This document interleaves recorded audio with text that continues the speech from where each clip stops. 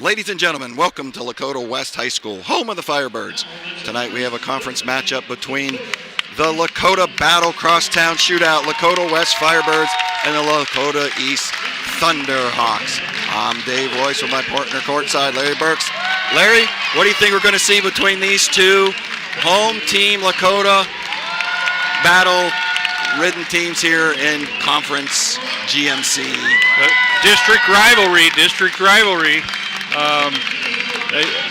Once again, it's a pleasure to sit next to you, Dave, and call a game. Last time we met was on a football at West. Yep. And but here we're calling a different game. And you and I were talking a little earlier about the statistics of these teams. They're really pretty even, except in a couple key areas. Absolutely, yes. We noticed the three-point percentage was about 8 points different in favor of East, as well as the turnovers. The turnovers are about 5.5 turnovers per game more on the Lakota West side. So if they can control the ball and they can control the pace of the game, I think they can keep up with this East team. Absolutely. I can't agree with you more, Larry. The West definitely likes to shoot that three ball.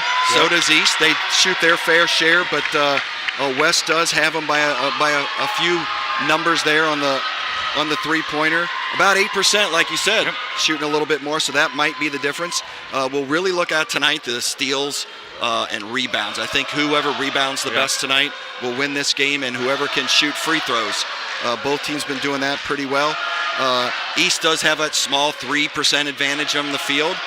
They like to push the ball inside, drive, get a lot of shots that way too. So pretty well balanced on both sides of the court tonight between these Firebirds and Thunderhawks, and it'll be one to watch as we have a special night tonight. Yeah, if I could say, it's going to be a lights-out game. Yeah, lights-out game as the West is about ready to show off some new projection system that they have here. Looks like they might have a few technical difficulties, but we'll work you through that. But something else special tonight is this is a double varsity header, header varsity game. Girls right now starting here at 6 o'clock. Boys going to play right afterward. Not very common on a Friday night, but here at Lakota, that's what they've been doing of late. Well, if I'm not mistaken, both boys and girls are 2 and 3 in the conference. And these games really matter going forward to get into championship play, right? To be the winner in the conference and look forward to district play. Absolutely. West sitting at 10-6 overall, 7-3 in the conference. East coming in 10-5, 9-1 in the conference. Their only loss so far to Sycamore, which was somewhat of a surprise, I think, to them. But, they come off a big win over Coleraine. They've got a 3-game winning streak. West went up north this weekend and played some non-conference games, coming off a loss, but non-conference. So they've been doing well in the GMC, like we said, 7-3. And, when it comes to tonight, Larry, I always say throw records out. This is a true crosstown shootout. Yep. Just like you see UC and Xavier, I don't care who's ranked what on this particular night. As you can see, the projectors are working. The fireworks are showing up on the floor. The Firebirds all lit up. And it's going to be a special night. Yes, when you play with the emotion of a crosstown rivalry, an interconference rivalry, a district rivalry, that can make the difference for a team. And whether it's badminton, baseball, basketball, or football, if you can play with a high level of emotion and control that emotion and channel it in the right way, it can make a huge difference and enhance the game and the performance of your team. Absolutely. Of course, these girls grew up with each other. A lot of them played together on AAU teams growing up. They know each other. That's a fun part of this game is seeing girls. I know a lot of these kids. I have one this age, so I've watched some of these kids since they've been in 3rd grade all the way up to now. They're seniors here, so it'll be a fun night. Special, got a little special treat too. The Lakota West Choir sang the national anthem to start the game. A little different live national anthem, so that was a nice touch as West is bringing their new intro here as they announce their starters for the Lakota West Firebirds coming in. This is a really nice presentation. it appears to be upside down on the camera, but it's the team, the player, the team number, and their introduction. Yeah, so we'll get those starters out for West. Caitlin Barber, Jada Nelson, Sydney Williams, Caroline Bailiff, and of course, Katie Fox, one of the league leaders in the GMC. And on the east side, we'll see Addison Johnson, Bailey Bacher, Brooke Asher, Bella Sturgill, and Parker Straub. A strong senior class there with some underclassmen as well. And both of these teams looking real good so far in the GMC, with just Mason sitting right above them with a perfect record.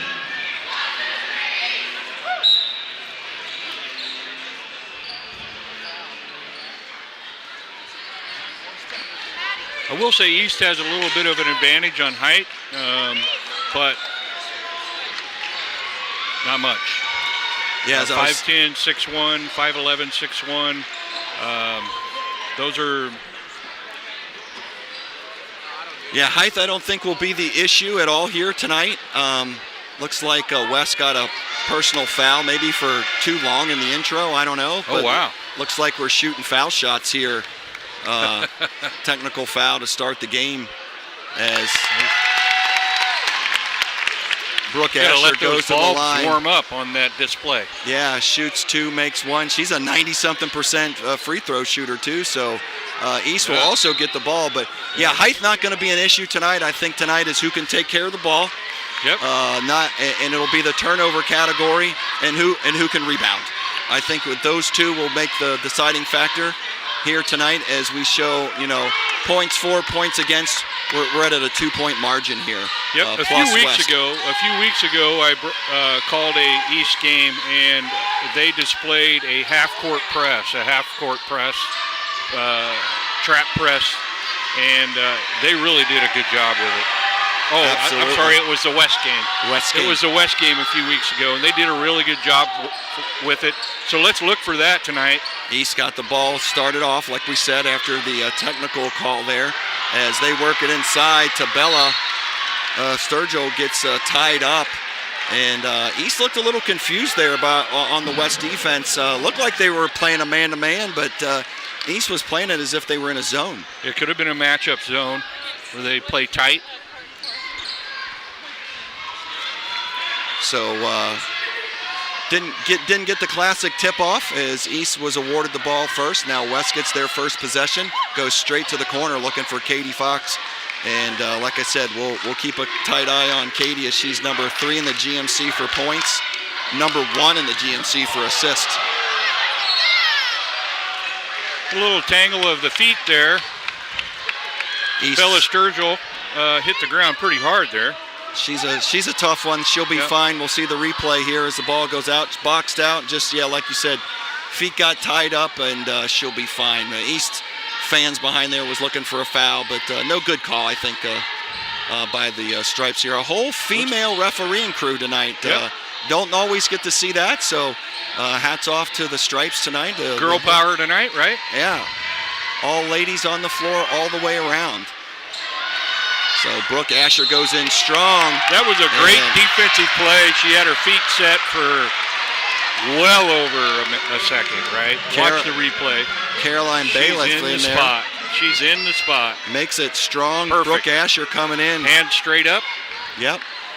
So they'll negate the bucket there, and we'll stay at 1-0 as we start this crosstown shoot-off with 6:23 just starting here in the first quarter.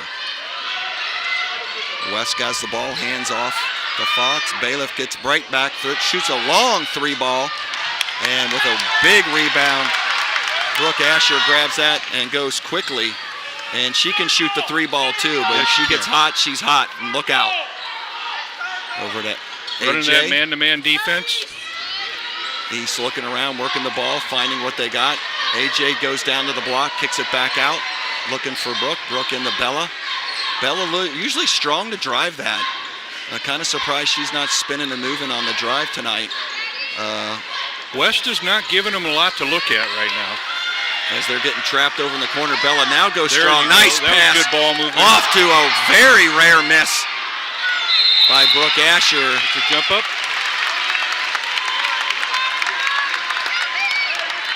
So Brooks going to have to shake that off. She's missed a free throw so far, has a charging foul, and then misses an easy layup. And that's very uncommon for her. A lot of nerves right now. Absolutely. Everyone's playing really, really hard. A little overpowered on that shot.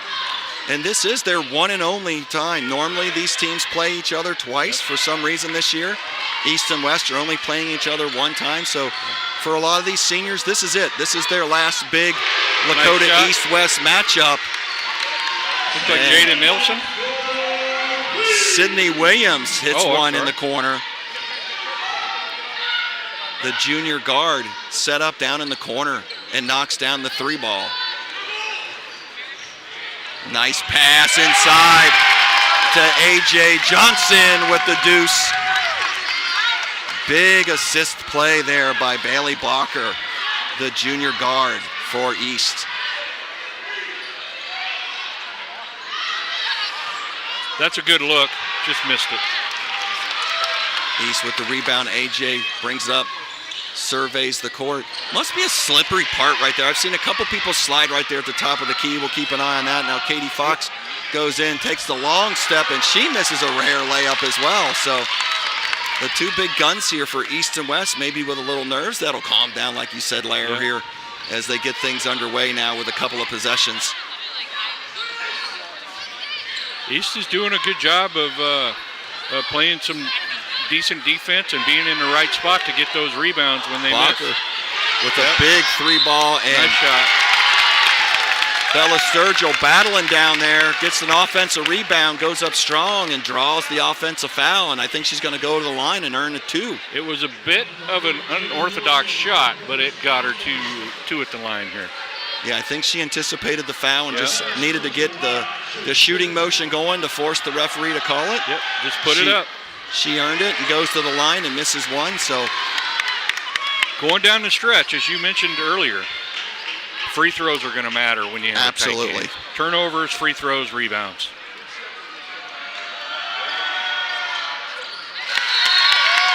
And these are two teams shooting 73 and 70%. That's a respectable number from the line. Again, another one of those close, tight stats. So, yeah, like you said, Larry, if you can rebound, not turn the ball over, and make those foul shots, that's going to be that handful of points that's probably going to decide this game, as we anticipate maybe a 2 or a 3-point margin here in this game. So now West picks back up. Katie Fox out to the top, goes quickly to Caroline. I'm expecting to see Fox put the ball on the floor and drive.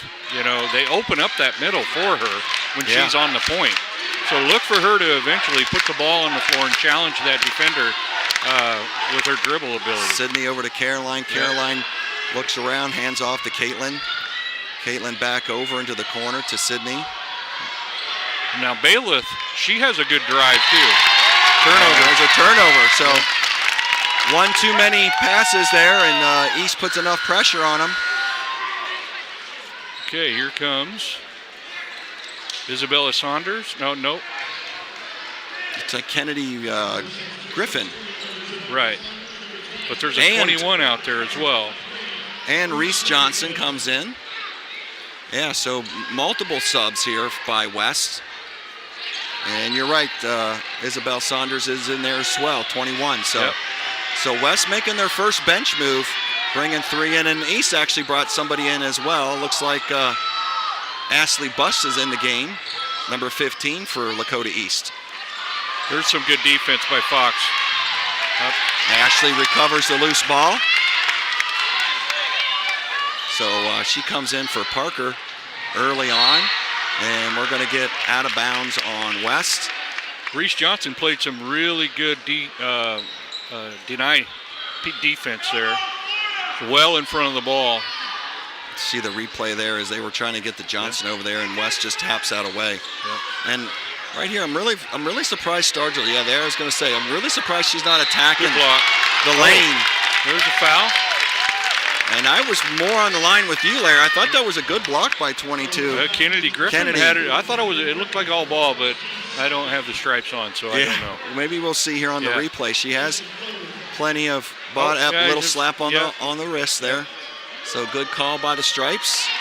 And Sturgill goes and hits her first one.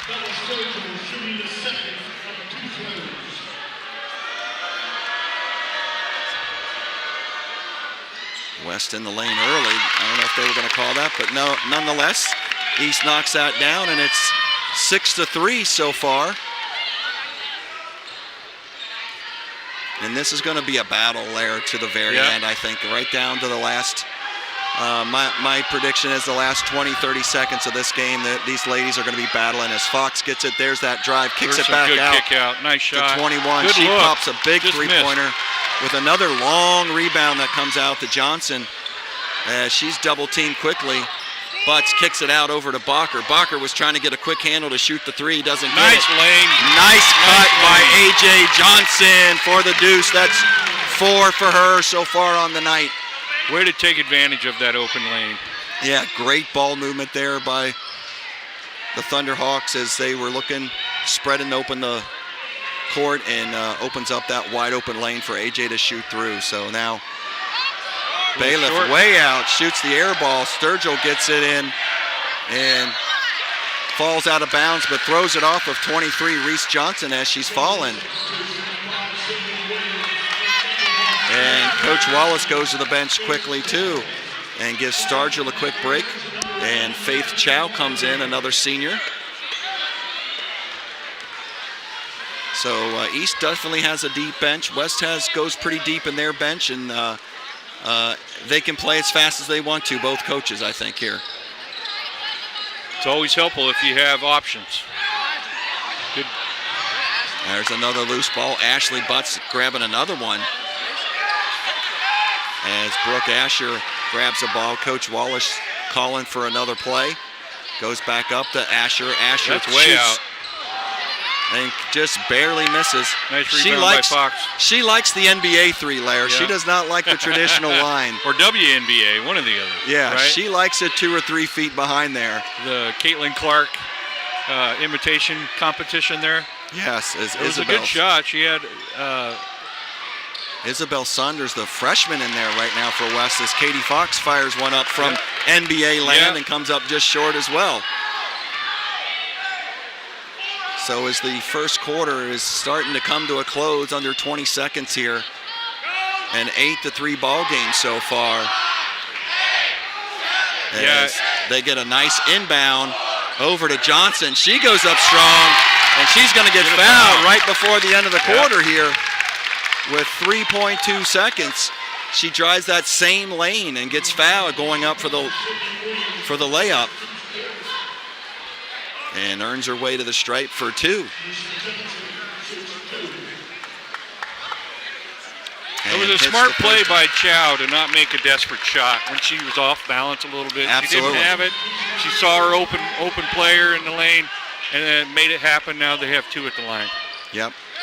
And East goes to the bench again, bringing Aubrey Barnetto in, number 3 for the Thunderhawks. And knocks down both. There's a quick turnover, and that might take us down. Nope, there's going to be 0.9. I know we show 3, but we're at 0.9 left, and I think West will just inbound this and just eat it as they shoot one. Oh, they actually take an attempt there, and not a bad look by West, but we end the first quarter, Lakota East 10, Lakota West 3.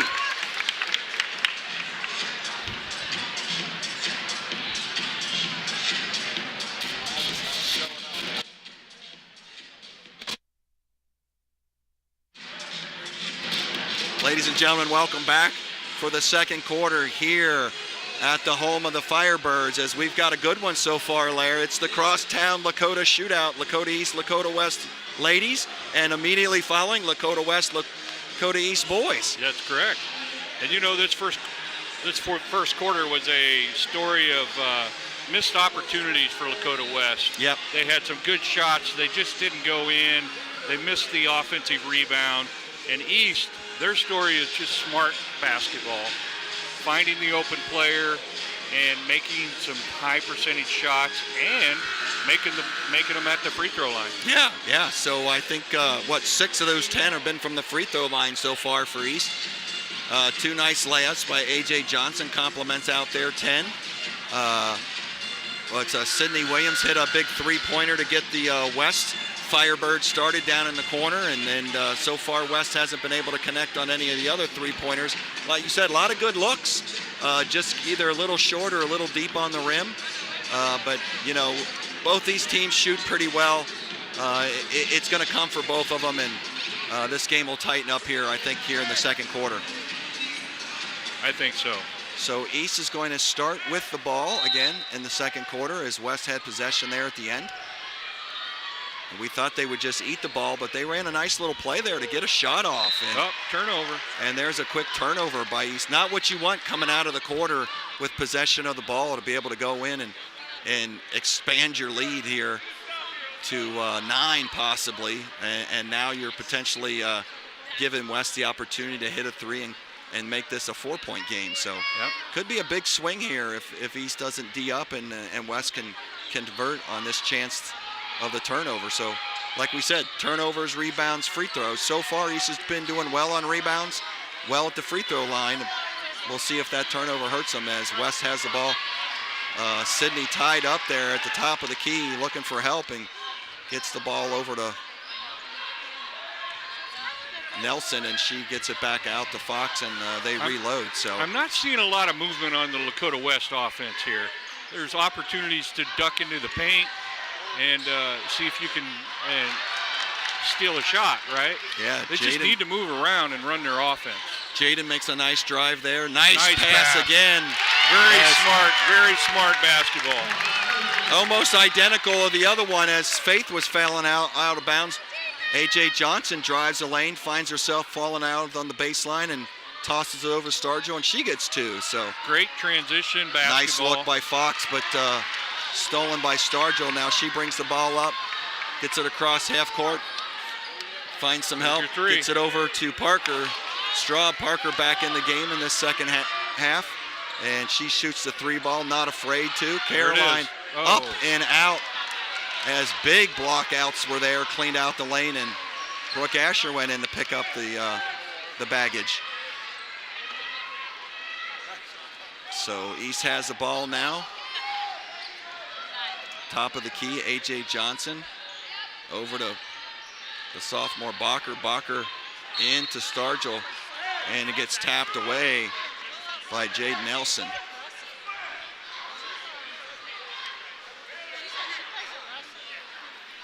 So out of bounds on West. Goes into the backcourt. East has the ball, looking in, looks inside to Stargell. She spins, gets a lot of attention quickly, double teamed. All the way across court pass. As East gets it inside. Nice give and go between Stargell and Brooke Asher. And they'll extend it to an 11-point lead. And Coach Jay Caldwell says, I need a TO. That's right.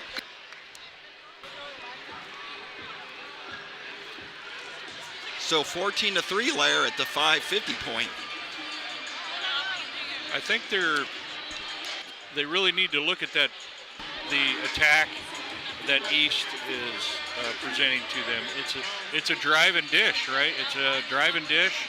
Look for the open player when you get challenged at the box or in the paint, and it seems to be working very well for them, whether it's a fast break in transition or even just part of their offense. The main thing is they are attacking the defense, and they're forcing people to make decisions and move, and that opens up other players on their team to move into the open spot and seek the ball, and they're doing a very good job of it. Yeah, the penetration dribble has worked so far for Lakota East, opening up the defense, drawing double teams, and allowing other players to be open and taking advantage of it, like you said. But East has seen that, taken advantage, and has cut the lane and made themselves available to their teammates. It appears that West may not be challenging them quick enough once they put the ball on the ground. Yeah. They let them get into the paint, and then people collapse on them, and that's when the others open up. So Caroline brings the ball up, quickly passes off to Katie Fox. Katie looks for an opportunity, drives right through the middle, finds Barber open, And she shoots one up a little high on the glass, and it's going to be East ball.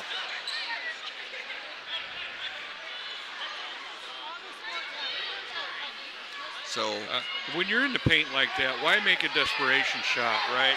Why not just give them a head fake, maybe take the foul, and maybe have a better shot at the free throw line or throw the ball up at that time, and hopefully you get an and one. Yeah. And speaking of mistakes there, as you were just describing the last play, East has an opportunity to drive, and they do, and makes a long, wild pass out of bounds. And that's two now. Another turnover there for East. Where in the first quarter, they were doing a very good job of controlling the ball and avoiding those bad passes. So West look like they're trying to slow things down a little bit on the offensive side. Barber with it. Gets it to Nelson. Nelson the Fox. Katie looking around, assessing the landscape here. Lays it back for Sydney Williams. Caroline trying to attack. Back to Katie. Katie looking the crossover and finds. There's your three. Sydney in the corner, but this one a little long, though she hit her first one dead center. Comes a little long on that three ball. And so far the three ball just not going for the West Firebirds as East continues to drive that lane and either get to the rim or get to the foul line.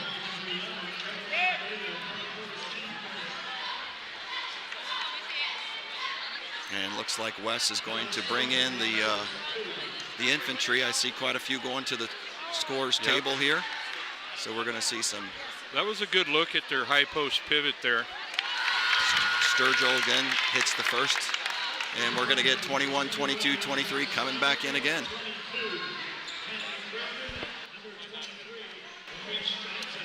So Saunders, Griffin, and Johnson all back in the game for the Firebirds.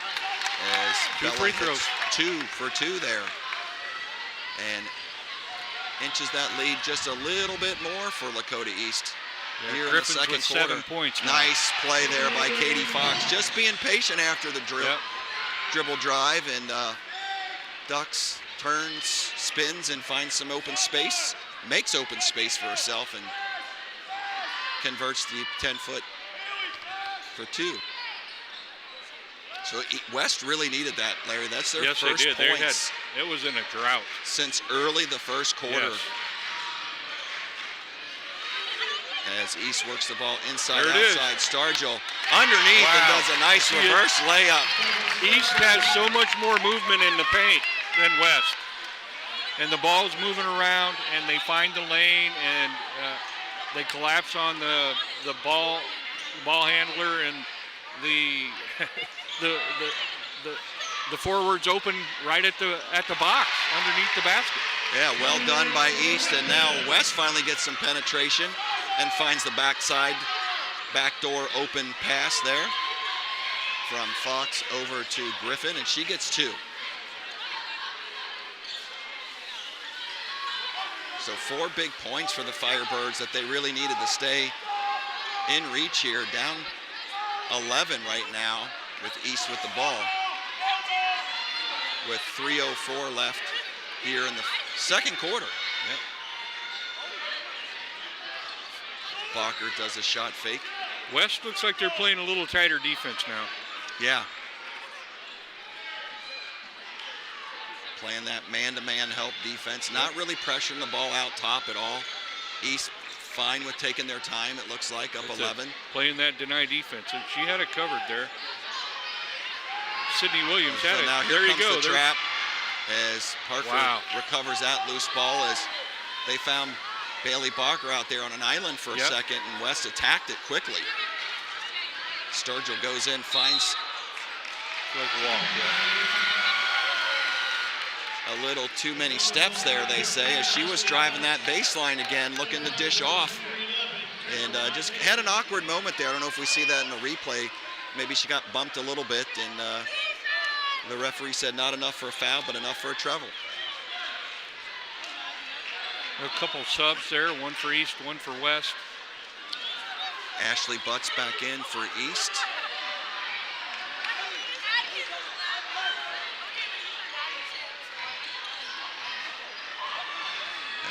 That's Katie what they Fox need. looks for downtown and hits the 3 ball in 3 big possessions quickly. Wow, nice transition. So West gets a big 3-pointer by Katie Fox to come in close, and then East turns right around with the fast break and gets a deuce layup by Sturgill to keep the 10-point lead at 20-10 here at Lakota West High School.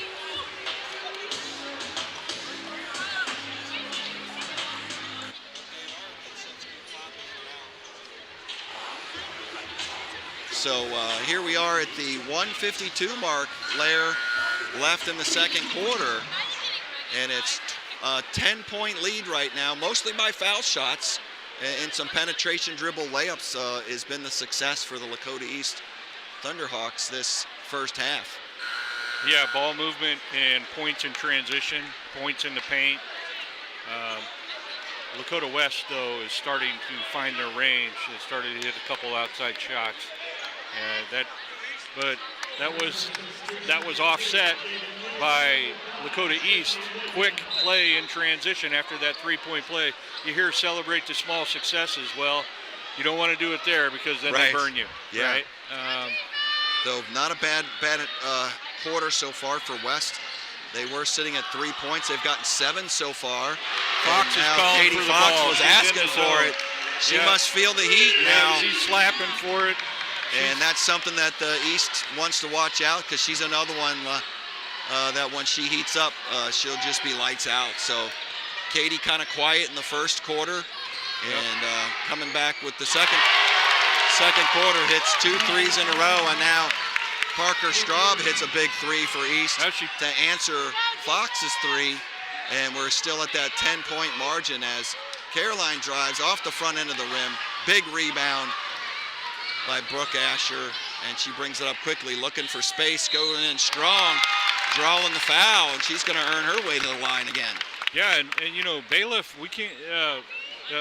Lakota West can't afford to have her in trouble. She's the quarterback of the team. She's the point guard. She runs the offense.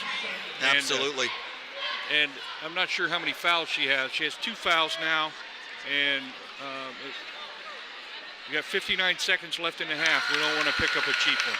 Yeah, you see right there on the replay as Brooke Asher just sees that space to drive and takes it and forces that foul. And Coach Jay, West coach, pulled out Bailiff. Smart move. Yes. Yep. I was just going to say he sees the opportunity. 59 seconds. Don't want her to pick up another cheap foul and end the half with 3. And now Katie will move over to the point guard position and bring it up. Asher made a couple free throws there. It was going to matter down the stretch. Absolutely. That's the difference. We talked about free throws, and so far they have been the difference. As Jaden tries to go in and drive. Sturgill playing the tough D. And now East draws the walk. Plenty of time to go in at half with a basket. Yeah, we'll see if Coach Wallace calls for the last shot here. And will he burn this 42 seconds? I think he probably will. And look for the last shot here at the half. Up 12. They're calling for it. As West stretches out the defense.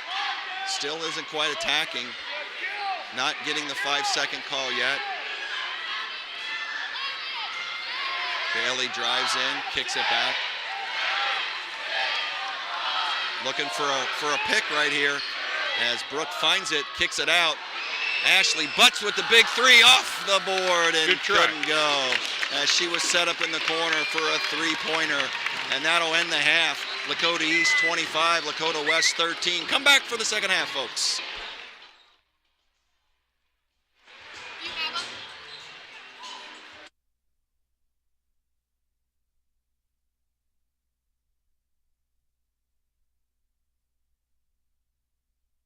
Hi, I'm Jackie O'Connell, Executive Director of Metro Parks of Butler County, and this is Metro Parks Matters, where I get to share with you all of the cool things going on in your Metro Parks. First off, for you explorers out there, get up to Onks Nature Preserve and check out our new trails.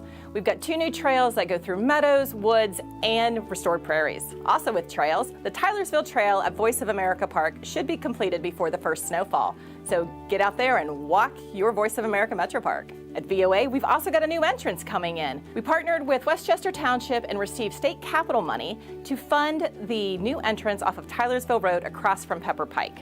A project that I'm really excited to share with you is this year we did 2 public art murals. One was installed at the Lodge at Voice of America Metro Park. The second was at Timberman Ridge Metro Park. Together with Inspiration Studios, they designed a beautiful mural for the shelter, and the community even came out to help paint it. In October, we hosted a program that's close to my heart. It's the Appointed 101 program, hosted by the Women's Fund of the Greater Cincinnati Foundation. It was a program that invited women from all over Butler County to learn how to be empowered and engaged in their communities on civic boards and commissions. Lastly, your Metro Parks stay open all winter long, so join us for our Winter Hike Series.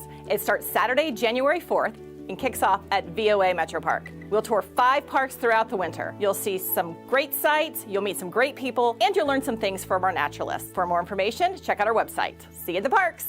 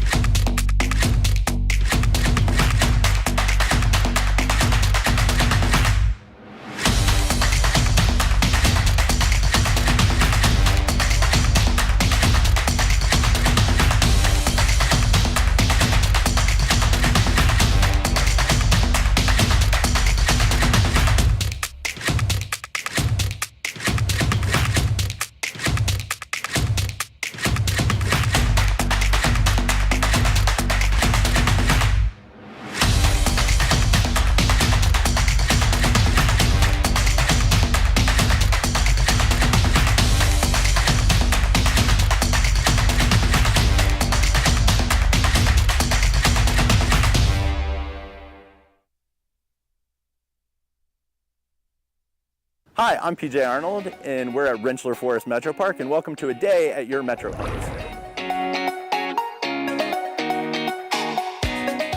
Rentschler Forest Metro Park is one of the most popular metro parks in the area due to its easy access to so many great resources, including our trail system, which has the bridges like you see behind me, that lead all the way down to our creek, where we like to go fossil hunting for some of the best fossils in southwestern Ohio. You can also go to the Tall Pines Trail and sneak up on some wildlife and even see vultures roosting in the trees. We have easy access to the Great Miami River for both canoes and kayaks, as well as access to the Great Miami River Trail for biking. That 16-mile section leads all the way down to Fairfield and has some of the best views that you are going to see. And for families, we even have an award-winning playground. All of those resources are available at a single metro park. We can't wait to see you out on the trails here at Rentschler Forest Metro Park.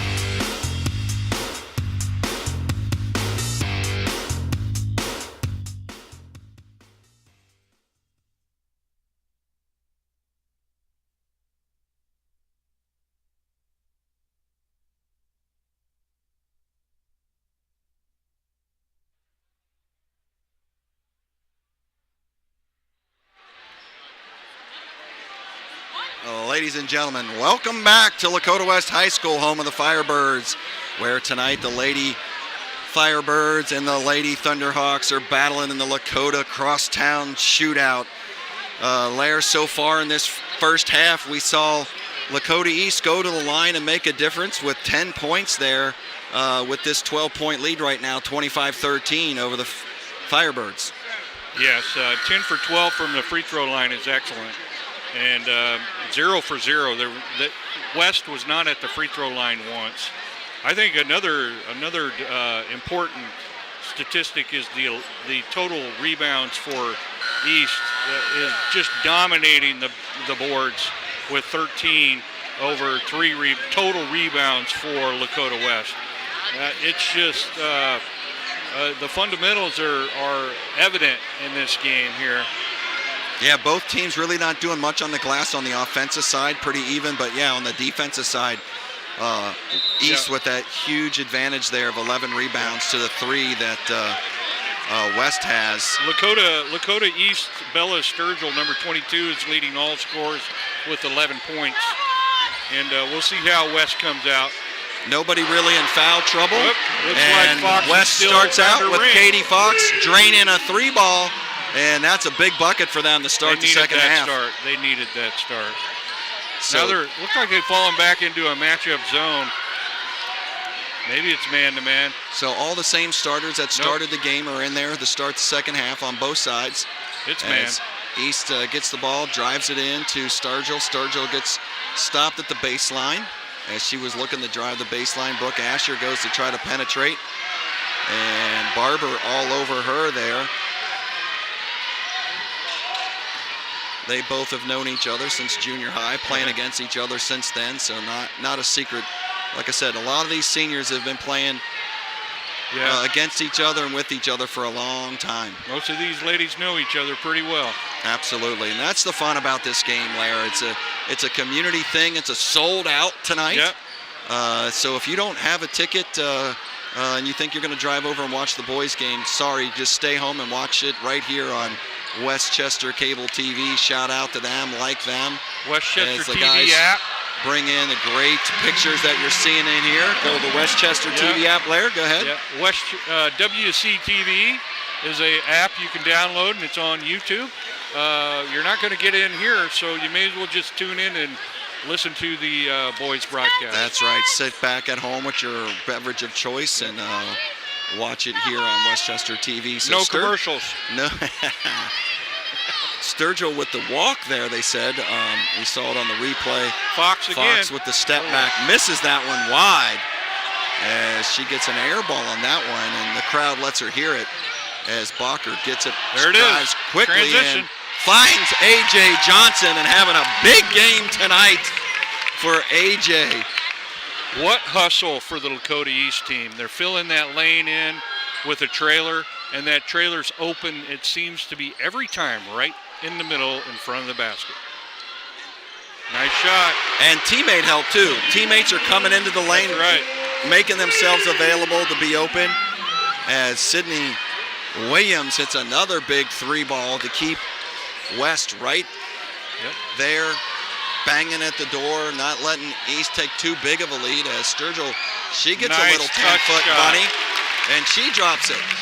Another smart play. She could have put the ball down and took it in for a layup, but she had a nice, easy 12-foot, 10-foot jump shot. East taking what the defense has given them so far, right? So nothing fancy. Like you said there, she likes to drive. The drive wasn't there. She takes the short jumper and gets 2 and change possession. Now West with the ball.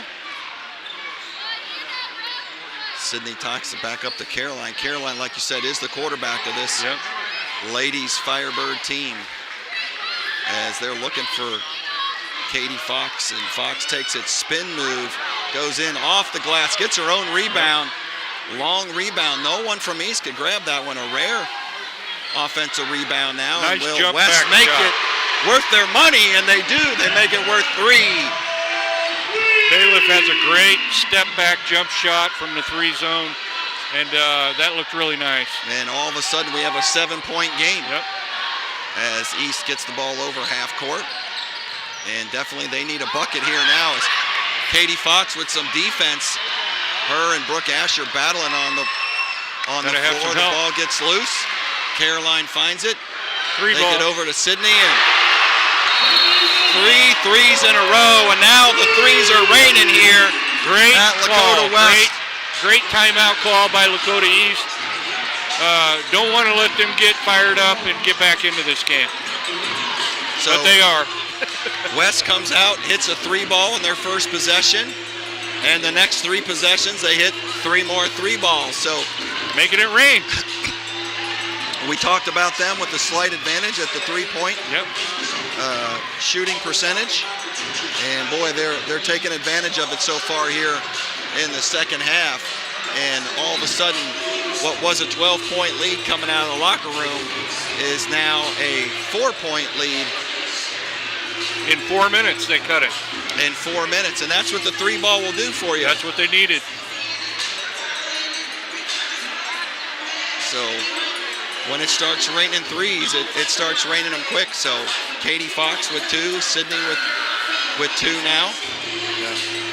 I really think West can really come back and even take over the game if they keep Lakota East off the glass and off the line.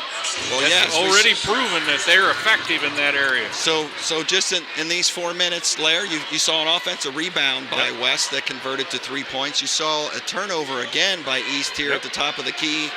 Some scuffling on the floor. West comes out with the win of the possession and take advantage of it. So there's 6 points right there, one off of a turnover, one off of an offensive rebound. And when you're down 4, and that touch pass did not work. And Katie Fox, smelling it now, drives quickly as she throws it into no man's land, though, and Caroline over there to pick it up. So West gets back into their offense after almost throwing it away. As would have been one of their rare turnovers. Only 3 for West in that first half, so that's a category they've done well on. Katie Fox steps back, gonna get her own rebound again. Good play, good rebound. Now they're at the line. Now they're at the line. Little suspect on that one. East is a little surprised. They're gonna call that, I think, on 15. We'll see the replay here. Katie drive dishes. Ooh. Yeah, came across the hand. Yep, they're gonna. That's gonna I'm be on not so Ashley sure she Butts. was in a shooting motion, though. Yeah, I don't know either. But they called it. So she'll go to the line. Does not convert the first one. Opportunities. Nelson will get a second chance here, as the crowd is starting to really fill up here at West for this second half in anticipation of the boys' game. He's getting it across. West looking a little half-court trap there, and I think that caught East by surprise. And A.J. Johnson having a big game tonight as she hits another one, and that's 11 points now for A.J. hitting a 3-ball outside, answering some of that for West's 3-ball. So West goes right back at it. Sydney Williams going for 3. East has got numbers on this end. Turns, looks, nothing there. As nice, Bailey pulling it back out, setting up the offense. Sends it back Smart out basketball. to Brooke Asher, then out to A.J. Johnson. Floats into Bella. Bella with the back court throw. Turnover. A lot of looking as Ashley Butts is strapping for the ball. Coach Wallace looking for a timeout. He thought that his player had possession of that and wanted a timeout. He was calling it quick. Either the referee didn't hear him or didn't think that she had possession for him to call that timeout. So East ball as Brooke Asher gets it. She hits a 3, and there's another one where, boy, I don't know what was in the Gatorade at halftime, but the threes.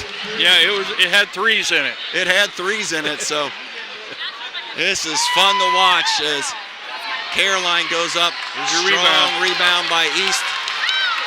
Brooke Asher brings it up. She assesses the landscape, settles things down. And East still hanging on to the 9-point lead with possession with 1:52 and counting here in the third.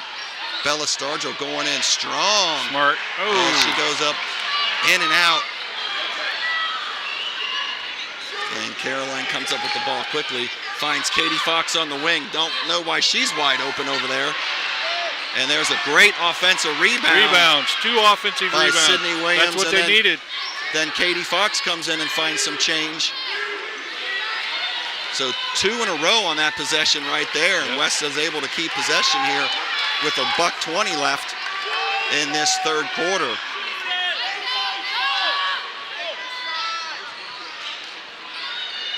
West working the ball around, looking for Katie on that wing. She likes that spot right there, Lair. Well, they're showing some pretty good patience here in the first half. They seemed a little bit more rushed, but they're being a little more deliberate right now. Sydney likes that corner shot, has hit it a couple times, has missed a couple times.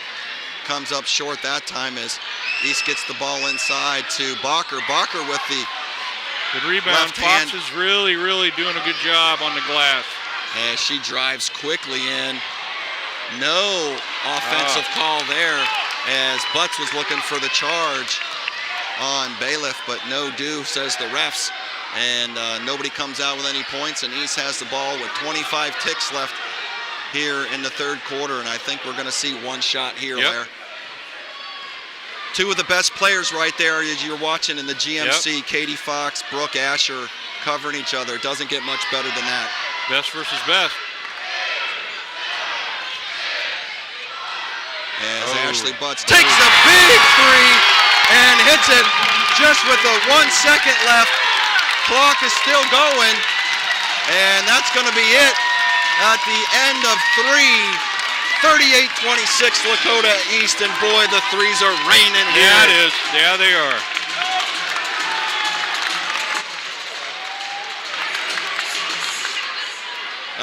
Lair, we're not going to take a break because, boy, things are heating up here at Lakota West with the threes on both sides of the court, as we see there in the replay right before the last tick of the third quarter.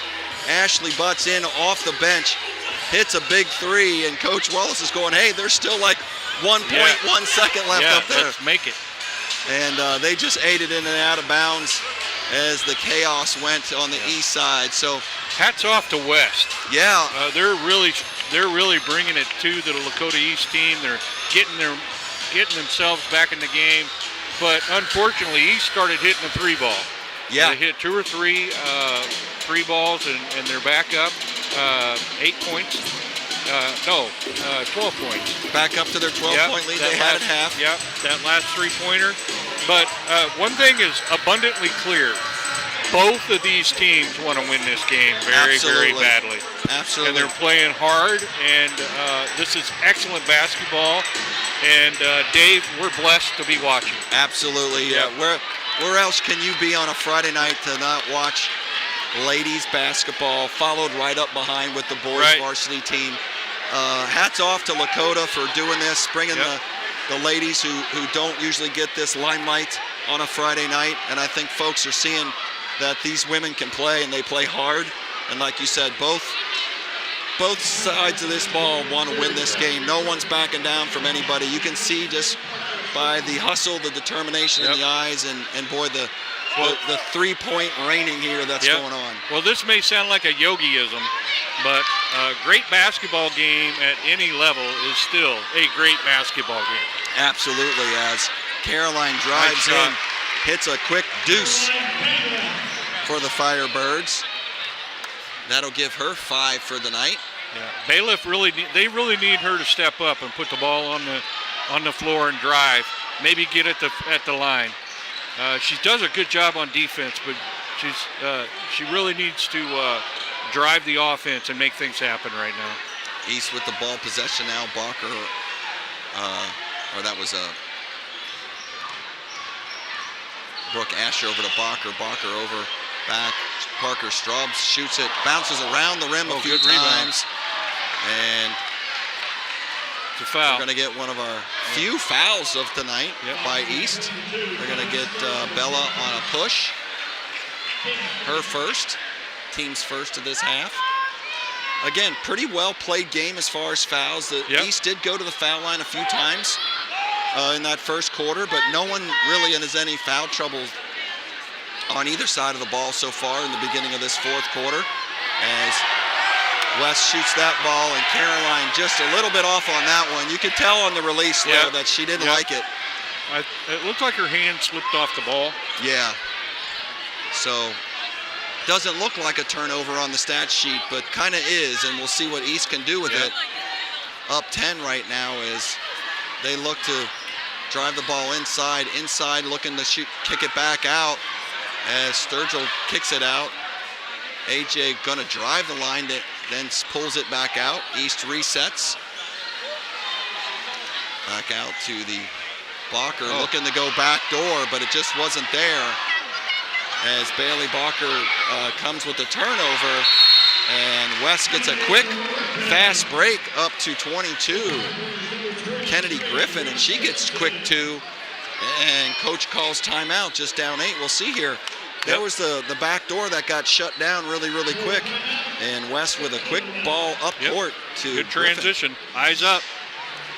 And Griffin gets that in for 2. Griffin up there quite a bit on the board there with 13 points. Kind of snuck that in. I didn't think she had that many so far. Lakota East has... or no, I'm sorry. She has 4. I'm looking at, that's Brooke Asher on that side. Yeah, they have 2 teams and 2 players in double digits that are on the floor right now. Pretty good distribution of points.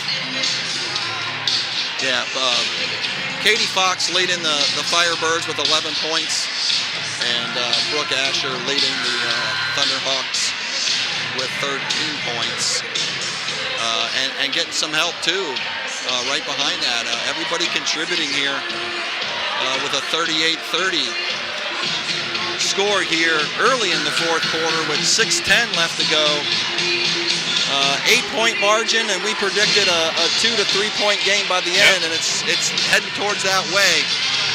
As we'll see who's going to be stronger on the glass and at the free throw line, which was the difference in the first half. So coming out of the timeout, we'll see what West has got. Maybe going with full court press here, Blair. It looks like it.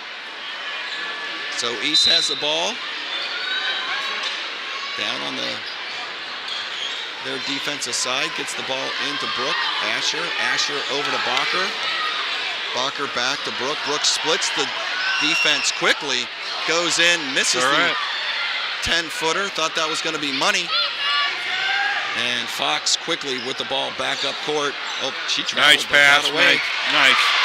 She drove the lane and dished it off to the She took one of those big NBA steps and got away with it to here. So that baseline drive. Gets it over to Griffin, and she adds 2 more to that 4 to make it 6. So here comes a little half-court trap. And that's going to be Caroline's 3rd. And that's what West doesn't want, right? Nope. Bailiff is really instrumental in that offensive ball movement.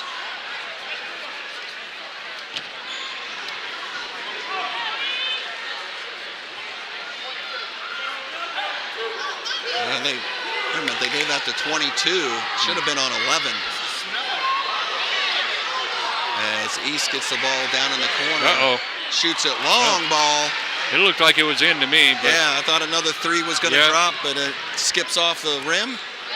West grabs the rebound, brings it up quickly.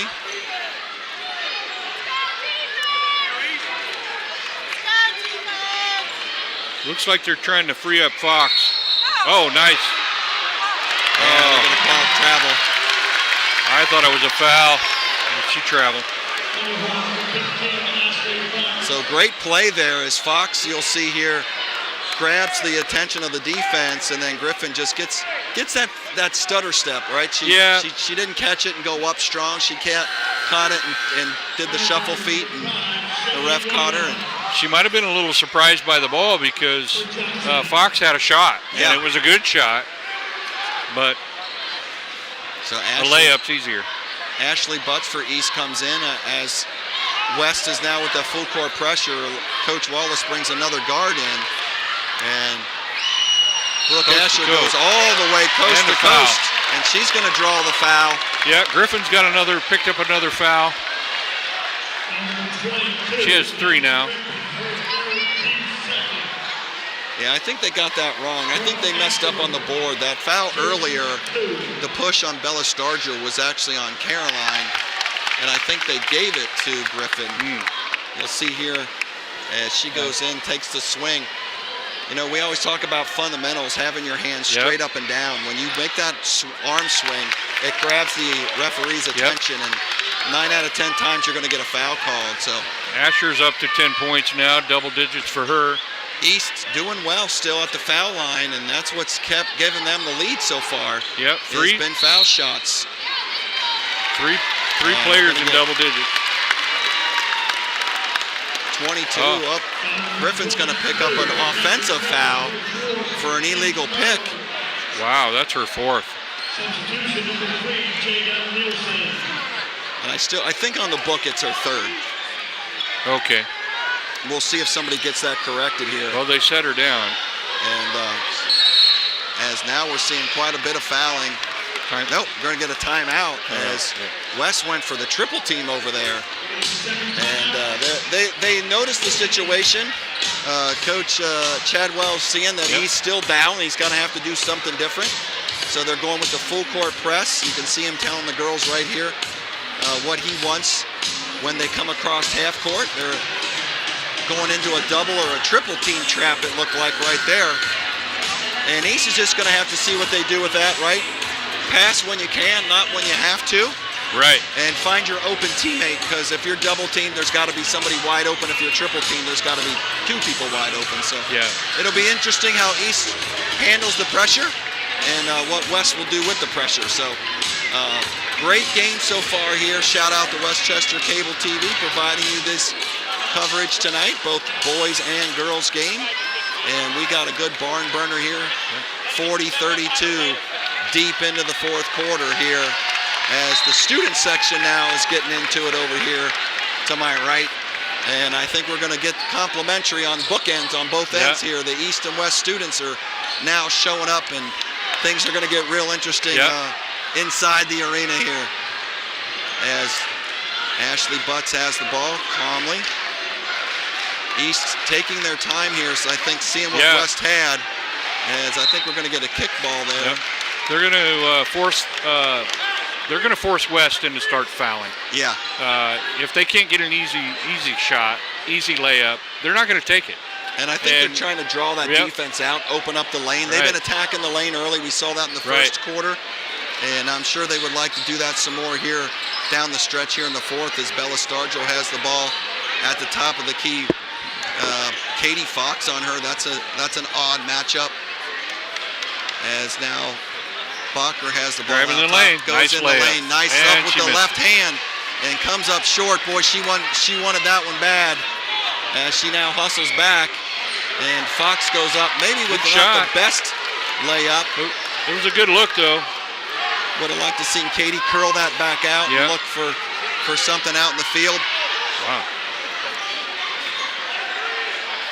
As East is going to, looks like they're spreading the floor in the 4 corners. Right. With 3 minutes left. And they're going to force them to foul. No, they're going to jump call ball. A jump ball. That's what they needed.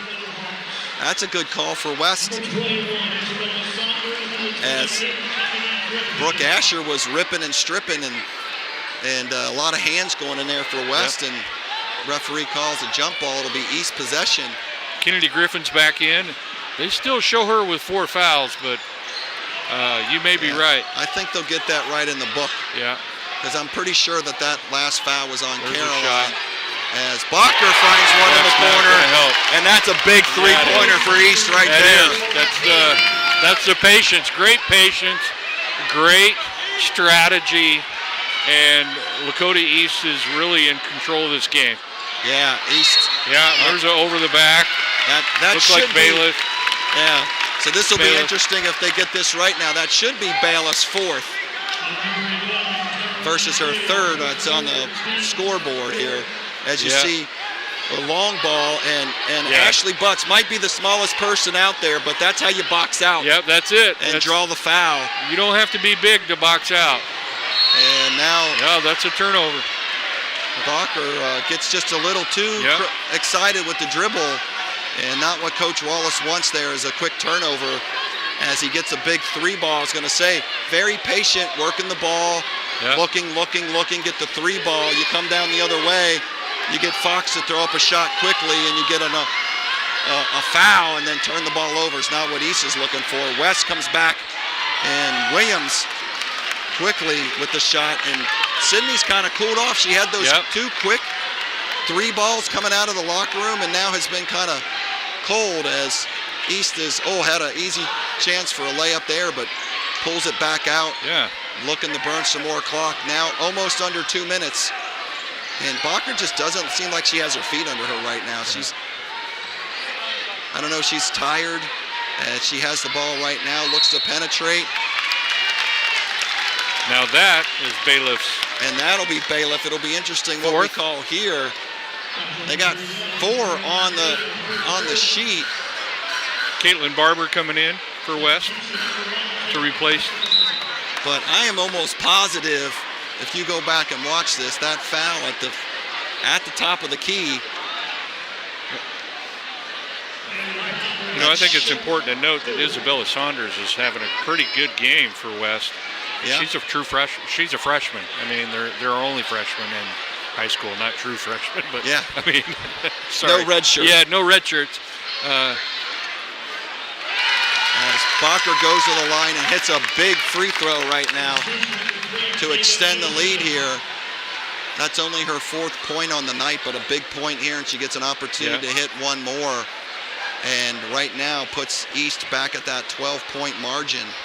But with the way threes are raining, that's just a couple of threes real quick as she misses her second one now with exactly 2 minutes left on the clock.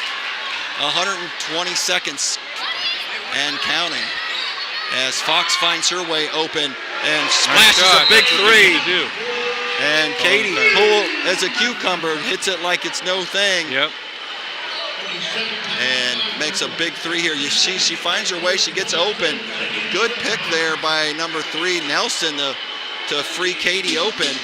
And she hits one deep and brings this to 44-35 and gets it to a 9-point game. Like you said, that 12-13 points, could have been 13-12 points, can go away real quick in a $1:42. Especially when you're shooting like Fox is, and she's got 14 points right now, and she averages 16, 17 per game. So she's still got more opportunity. And 16.5 average, number 3 in the GMC. So I think she's still got a few left in the tank there. And East is going to have to do a good job guarding her. And like we said there, Sydney Williams, the junior forward there, she was hitting early, has been cold of late. But I got a feeling these ladies can warm back up at any time. Right. Well, I wouldn't hesitate to have Fox put the ball on the floor and drive it if she's got the lane open too, because even if they foul her, she's shooting over 80% at the free throw line. So, absolutely, so West staying in the full court press. Not surprised. They need to, down 9. They need to get some turnovers here. Points with the Bacher clock bringing stop. it up. And she goes quickly and finds Bacher. Nice layup there. Great pass into. That's a great job for Lakota East. But West just left their eye off the open player. And Brooke and AJ playing together for a long time, find each other quickly. But Caroline now, she heats one up and she hits a 3-ball. Yeah, Bailiff can hit the 3 as well, and she there's the turnover that West was looking for. As looking for Katie Fox over here, wide open. It's off. And she's gonna, AJ Johnson, again another turnover, and nobody sees anything. Lots of bodies going all over the place. Both I'm coaches, not so sure what happened there. Both coaches looking for foul calls, and nothing was called. Their feet tangled up, and she I don't threw know the how ball up. Yeah, the refs are talking. I don't know how they can call anything at this point, but you didn't call anything at the moment. The shot was so off that it went out of bounds, so I don't know how West can have the ball right now. So there's the save. Yeah. A.J. Johnson. There we go. A.J. Johnson gets the ball, and I think they just... Yeah, it's an East ball. East ball. Yeah. Because the shot went out of bounds. It didn't even hit the wall. It didn't hit... thank you. It didn't hit the glass or anything. So now we're getting to see some physical play here down this last minute as West feels a little desperation, right? And they're going to have to play tough D. Yeah, they're going to have to start putting them at the free throw line. There's 58 seconds left. And they need, Yeah, a little confusion there. I think East is in the bonus now. Yeah. And the one referee's about ready to set the ball down. So there's a foul by Katie. It's only her first. Team's fifth, so East will shoot 2 free throws the rest of the way. Yep. They're in the bonus. As they're in the quarterly bonus under the new high school rules. And not the person you want to put on the line for East is Brooke Asher, shooting 90-something%. Wow. And she hits 2 big ones. I thought Fox was high at 81%. So back up to a 10-point lead by East. West definitely working the ball, looking for the 3 ball. Katie comes out, finds a space, drives strong on the left-hand side. A.J. Johnson with a big rip. East is doing all the right things. Yeah, big rebound right there. Great positioning on rebounding, looking for just challenging the ball and forcing them to put them in an uncomfortable position and not be able to make the shot. And I don't know if we have the replay there after Brooke shoots her first one, but there's that battle in the corner again. 2 of those best GMC players, Brooke Asher, Katie Fox, battling here. That's how this is playing out here, covering each other. And so far, Brooke's coming on the better end, going to the line, and just hit 4 for 4 on these 2 foul shots. 2 fouls. It's a 12-point lead with 44 seconds left. They need to start tossing up the 3. So East probably wants to apply pressure, but no fouls. West wants to step back, shoot the 3. Katie looking for some help. Caroline desperately throws one up hard. Good positioning. Tough rebound right there. Over the back. As Bella Stargell and Caitlin Barber battle in there. See the replay here, Larry. Big, long three-pointer. Good block out. Good block out. And folks, that is textbook. That is what allows you to do. That ball does not come off the rim right to Bella Stargell. It goes off to her right. Because she has the good box out on Barber, she's able to reach over there and get that ball and draw the foul and go to the line, where East has been successful tonight. They've been consistent with that the entire game. Yes. And that's why they were at the line and are at the line again, because they're in position and they get the fouls. Foul shots were the difference in the first half, and when we see these stats at the end, it's definitely going to tell the story here as we're under 30 seconds now, as the West girls just seem a little tired with these long shots coming up a little short. And Jada heck of a game. Heck of a game. East has, look at the distribution of the points there. Three players in double digits. Big offensive rebound there by Nelson, keeping the ball alive for West. Addison Johnson with 10. Or 13. Caroline Brooke shoots Asher. Another 3. A big, long rebound. 14. Nelson gets and puts back, and she'll get a deuce. Bella Sturgill, 14. Lakota East wins this one, 51-40. So it was a great game. Barn burner here at Lakota West as the East gets successful at the line, and like you said, Larry, 51-40. Stay tuned to come back for the boys game right after this, live at Lakota West High School.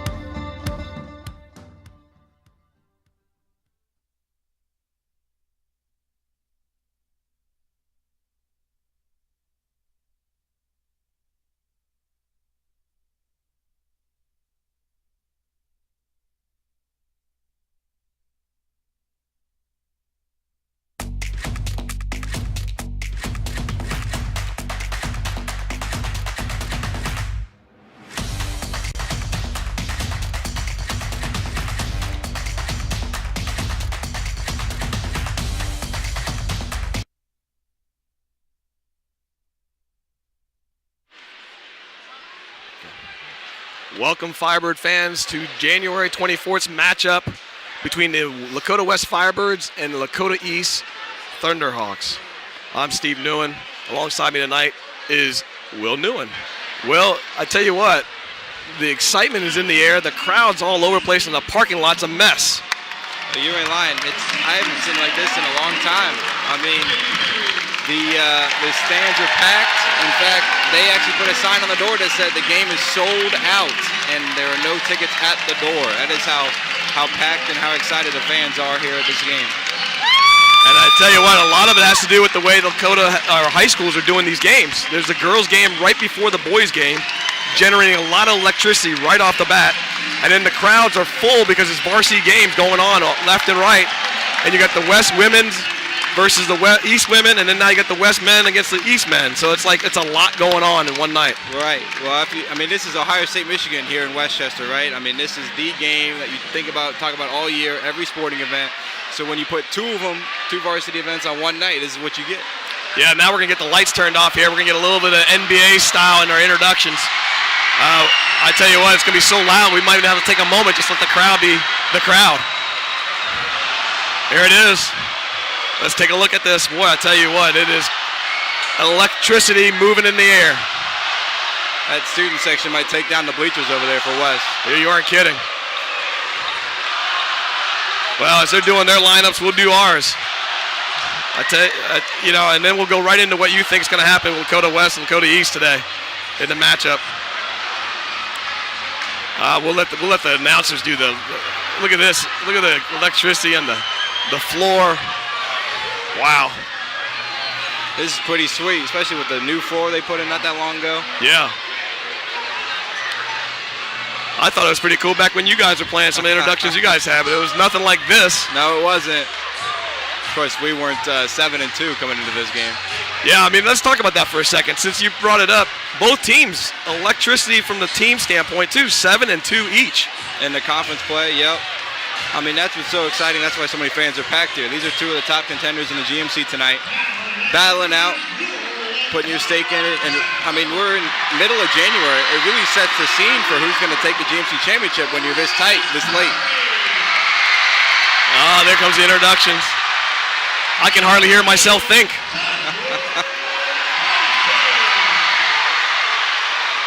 So introductions from Lakota West is number 0, Bryce Curry. Number 2, Joshua Tyson. Number 3, Tyson Davis. Number 4, Isaiah Meade Moss. And number 23, playing the man in the middle, L.J. Green. For your Lakota East Thunderhawks. Head coach by Clint Atkins. We've got Trey Perry. Number 1, Michael Akindel. Number 3, Ashton Washburn. Number 22, Brady Bowman. And number 34, P.J. McFarland. That's your starting lineup for tonight as they go through their announcements.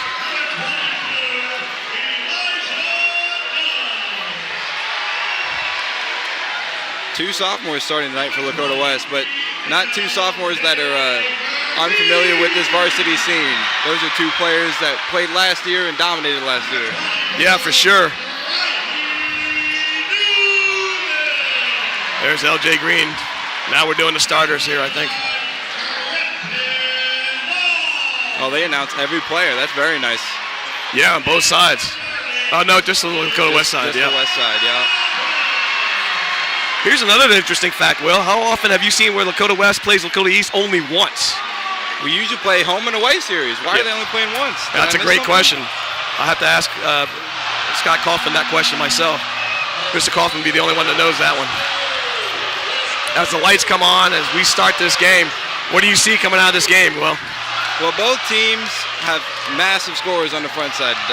Average points per game is over 20 for Lakota East. Main guy, Trey Perry, 21.9 points per game. Right behind him, Josh Tyson is the second leading scorer in the GMC at 16.1 points per game. Both offenses are going to flow through them, but Lakota West has a few more players behind. East seems to be one player completely through Trey Perry. Yeah, Trey Perry's the offense going to come through there. It's Meade Moss with the ball now. Hands it off to Tyson. Tyson to Curry. Curry back to the middle. L.J. Green settles the ball down. Oh, he has a lane open. And the finger roll to start with. Lakota West, first points in the ball game right away. Using the right hand, going up strong. I'll tell you, the development of LJ Green has been wonderful to watch through the years. He's an athlete. He plays baseball too. Yes, he does. As he starts moving the ball around, trying to find an open lane. This is Washburn on the ball now. He passes it over to 22, Bowman. Back to Washburn. There's the leading scorer, Trey Perry. Perry trying to find a lane open, couldn't find anything. Good defense, good deflection. Trey Perry wanted him to roll, cut back to the basket after the screen, but he didn't. He flared out for the three. Davis with a nice job at blocking that ball out. Even though it's not a turnover, those types of plays are important early in the game. It breaks the rhythm of the offense. Would you not say that? Yep, also gets the fans on your side. For sure, especially in this crowd. The student section was loving it. West playing very sound defensively. It'd be interesting to see if Lakota East draws up plays where they use Perry as a decoy or get him more as a distributor. That is West forgot a player down there. Incredible pass there. Kindell was down underneath without anybody guarding him. Brady Wide Bowman, open. beautiful look down under. Good pass.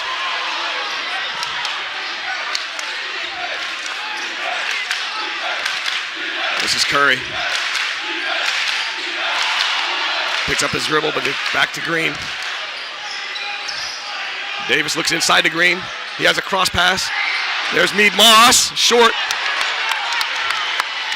Fight for the ball. That's a good look. Perry the other way. West. Yeah, that was. Nothing wrong with that shot. Good drive by LJ. Kick out for an open three. Yeah. Washburn over across to Kindell. There's back to Washburn. Washburn looking for an open lane. Still couldn't find it. West playing man-to-man.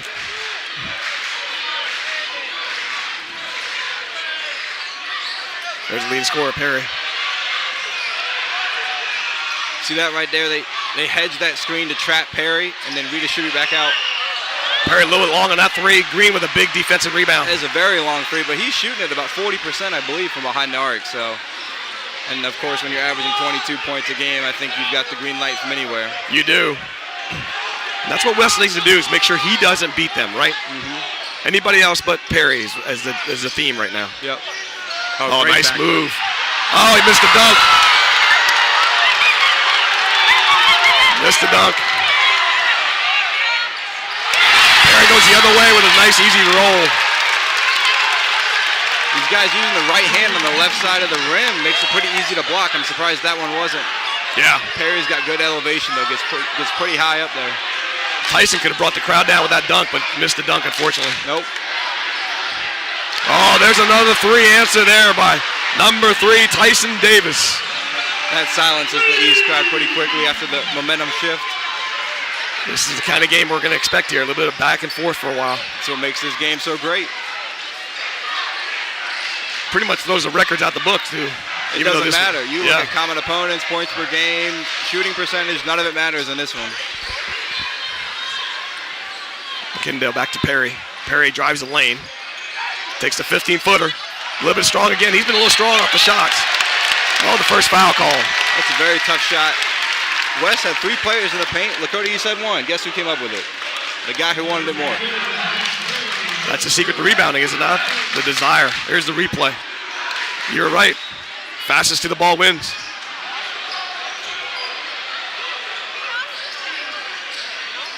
This is Perry again. Oh, what a steal by Green. That could be off his leg. No. I believe that's the correct call off LJ Green's leg.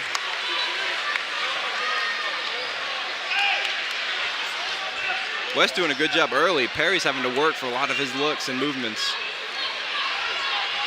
Yeah, Coach Moss has probably got him prepared for that specific thing where they're trying to get the ball, get their number 1 scorer started early. Tyson Davis seems to be the one that's following him. Oh, needed help in the lane. Yep. And that's the issue, is if Perry helps down, or excuse me, if Tyson Davis helps down, Perry's open in the corner for a 3. You drive to his side, you make the defender pick which one to go for. Ill-advised pass there. Stolen by East. For 3. Great rebound, LJ Green. That is an open three, but it is a very hard three. He wasn't set properly. There's got to be some fouls called here somewhere along the line. I'm surprised it took that long to call a foul there. I thought he got pushed up here at the three-point line. I would agree with you. Here's the replay. This is going to be an obvious foul with 2 hands on him. Almost an intentional the way he grabbed his arms down. Giving him a little continuation there. All right, that puts Curry at the line. West's leading scorer. I believe he's about 79% free throw shooter. Yeah, pretty solid that way as well.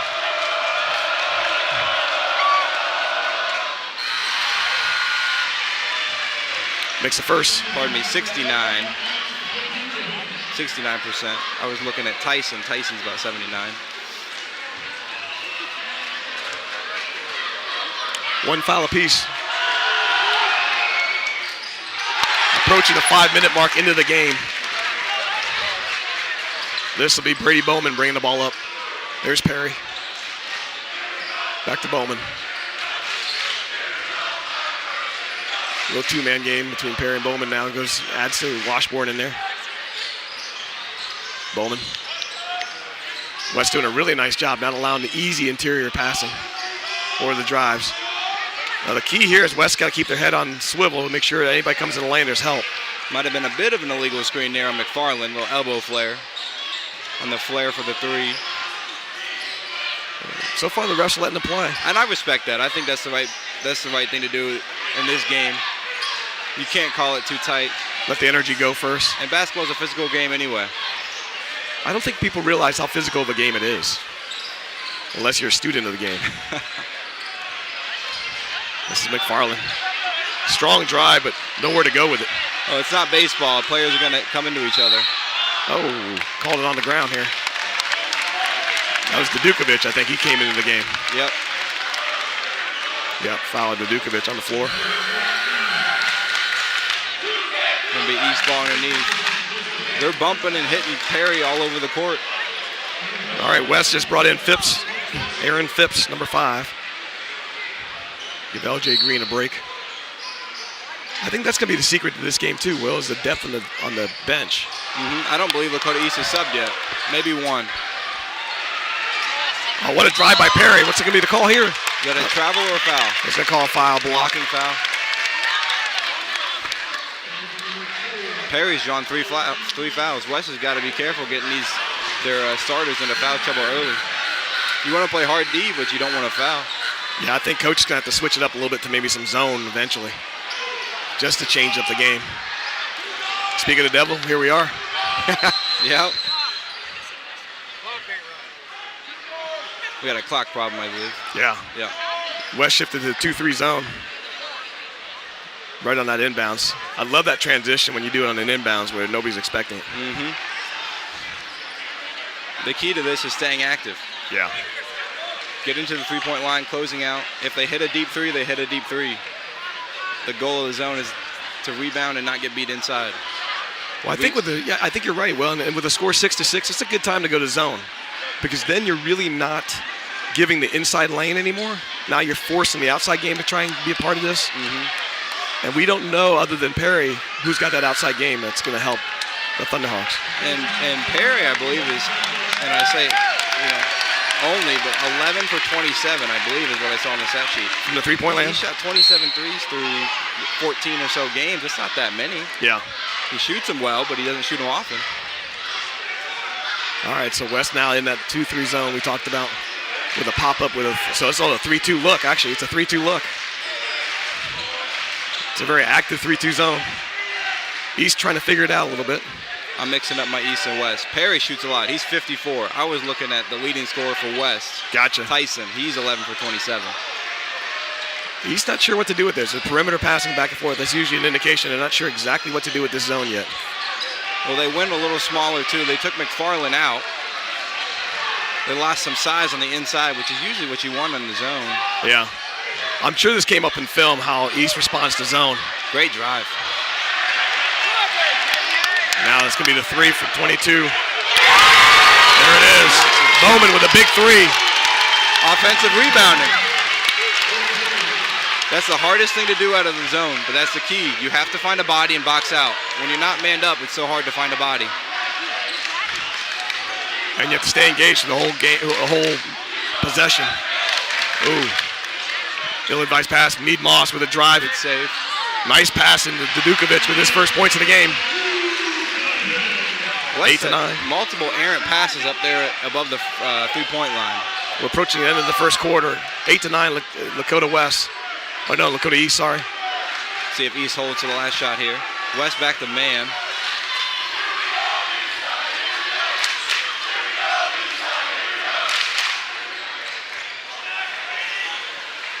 This is Washburn. Bowman Yeah. trying to find a lane, gets the foul. See, and that's a weak call, but it is a foul. It's very minimal contact, but you just can't bump into him that way to redirect him. LJ Green coming back, taking Mead Moss back out.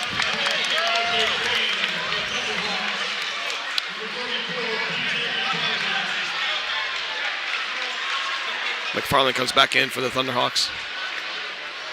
Coach Atkins wants to add a little size to the line. I tell you what, two of the best GMC coaches are right here on this floor. Yep. Coach Moss has done a wonderful job turning the West program around. Coach Atkins, for many, many years, have been successful at He's Lakota been very East. good at Lakota East. A lot of success over there. A lot of great players. Oh, yeah. All right, so now West is still in that little bit of a flex zone, it looks like, Will. I believe they're manned up. They got a box of one almost. There's one person floating around the middle. They left the three-pointer again. That's a big three for number 24, Brody Hayes. That's a huge To end the momentum quarter. change. Wow. That's a big, big three right there for Lakota East. West just lost on defense out of that out-of-bounds play. Yeah, I tell you what. It's exactly what we expected in the first quarter. 12-8, Lakota East takes the lead with a big three to end with. We'll be right back after these messages. All right. So, actually, we're not going to take any messages right now. We're going right straight to the next quarter. I tell you what, Will, it's hard to look at this game and not think that the team that comes out of this is probably going to lead the GMC eventually. Well, and it gives you a huge momentum shift.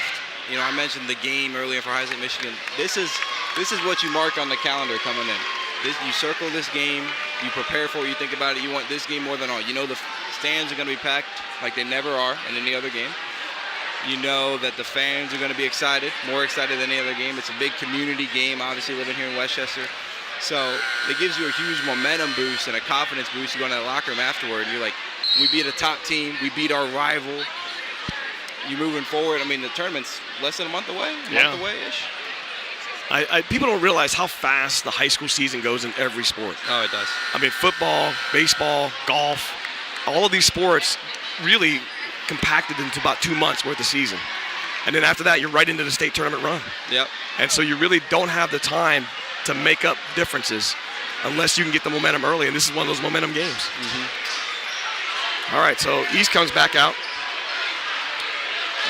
with the exact same starters they had from the beginning of the game. West responds with similar lineup, but no, they have a couple differences in there. West has added Phipps into the lineup, number 5. Green is back in the lineup. A little push and shove between Perry and we lost McFarland there, but he good recovery by Green. A really well drawn up play there by East. They had the look they wanted from McFarland, but they couldn't get the finish. This is Perry. Washburn. Bowman. Akindale. There's Perry with the drive. Good step in there by Green to help.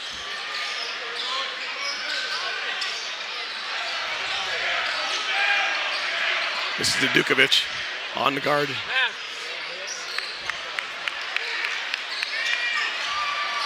There's a Kindale for 3. Long rebound. Great rebound there by McFarland. Better finish. A great finish. LJ Green was boxing out well. That's just a long rebound and a long 3. I wish I had Kirk Herbstreet's clicker to go back over that play East drew up out of that bounce. That was a really well drawn up play. East with the biggest lead of the game so far with 6 points ahead of West. This is Phipps. Looking for somebody to cut. There's Green's cut. Back out. The Dukovic for 3. That looks familiar. Big 3. His finish earlier looked familiar too. He's a heck of a player. Huge three, down 6 to silence the crowd, get the momentum back on your side. Yep. Bring the game down to 3 now. 1 possession game again. This is Bowman up top. Tyson on guarding here, Bowman. Little man-to-man action. Good switch. Even though the game is only 3 apart, West is constantly falling from behind, fighting from behind. East has been leading or tied the whole game. Yeah, and to your point, this is the kind of game where you want to be ahead. Yep. And force East to have more than one score. Oh, what a great block by Green. Huge block. LJ Green doing what the big man in the middle is supposed to do. Protect the rim. Look at the pick and roll. He's stepping back for the 3. Little strong, but Dudukovic has rebound. it. Oh, he couldn't get that one. A little wild rebound, but no call. Here's Perry taking it himself. Wow. Strong move by Perry. That's a great coast-to-coast finish. That's Lakota West's first rebound. They weren't able to capitalize over it.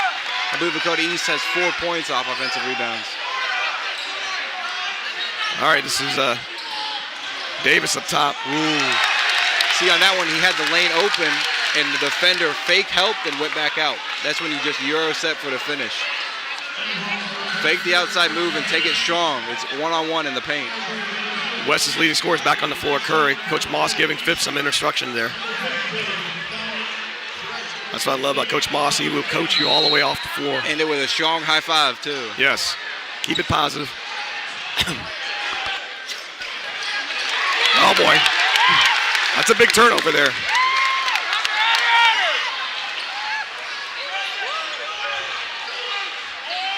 Bowman across.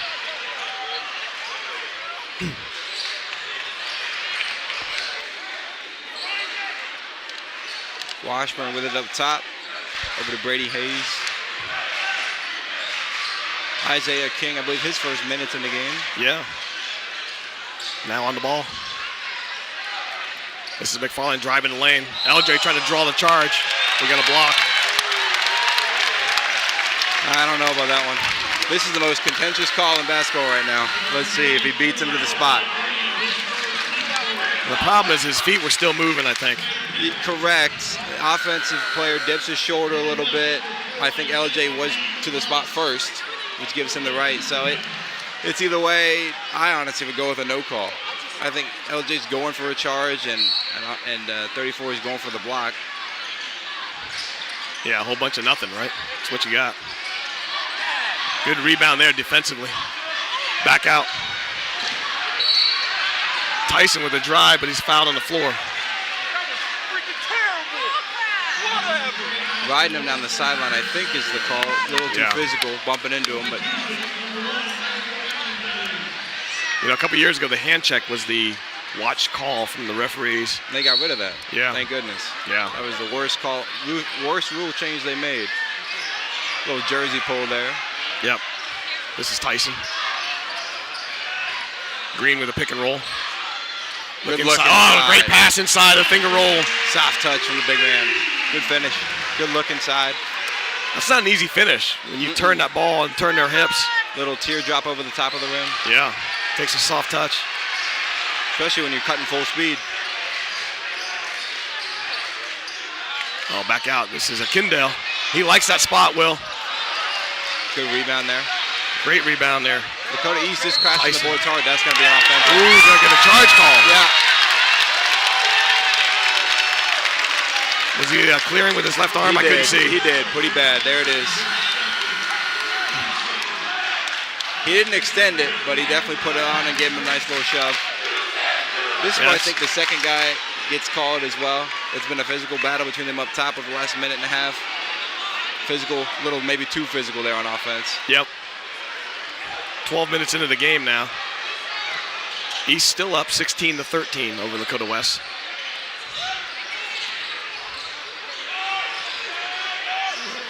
Brody Hayes has been handling the ball a lot for East right now. West trapping up top. They seem in some sort of zone. King and Hayes. Hayes for 3. Oh, nobody's boxing him out. Good block. Oh, nice block. Who's it going to be off of? 50-50 call there. Great block. Let's see what we got at a Bryce replay. Curry going up. Great block. Yeah, that is off of Dukovic. Good call. Yeah. I wasn't sure if it hit him. If it wasn't, it would have been 50-50. Yep. Dukovic tried to sell it by saying, I'm not going for that ball. That's out of bounds on that. Didn't work, though. There's West trapping Perry off the screen again. Quick scramble out for defense. McFarland across. This is Perry again. Oh, there's a moving pick there. Did you see that? Little elbow thrown by Bowman with no call. Been a couple of those. Oh, no, that wasn't Bowman. It was Hayes that did that little pick move. This is Hayes now on the ball. He's going to shoot the two-pointer inside the lane. Just a wide-open elbow jumper. West got a little lazy on defense after that screen. This is Green. Inside back to Green. There's a foul. Yep. Got to call that one. Multiple times this quarter, West looked inside for Green on that quick cut. It's been a small window, but they managed to slide the ball in. Is that correct? There's only 2 fouls apiece? I believe so. It's been a very physical game, but not much called. I didn't realize that. Oh, boy, lob pass. That's a problem. That's got to be an East ball. Wow.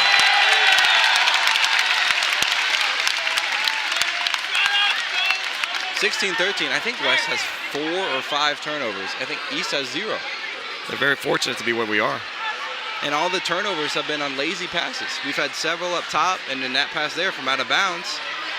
Yeah, an inbounds pass should not be that lazy. No, it's too easy. LJ's tall, but McFarland's 6'5", too. Yeah. He's not got a 5'10" guy on him. That's a travel. Foot hit the ground before he releases the pass, but ref for letting it play.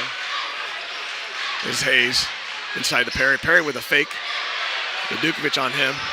West back in the Ooh, that's zone. a travel. Yep. I tell you what, Will, that referee on that side over there, he looks so familiar. We've seen him for many, many years, including the time you guys were playing. Back in the dark ages? Yeah, he's a wonderful referee. Doesn't miss much. Well, hats off to the referees that do high school sports. You aren't kidding.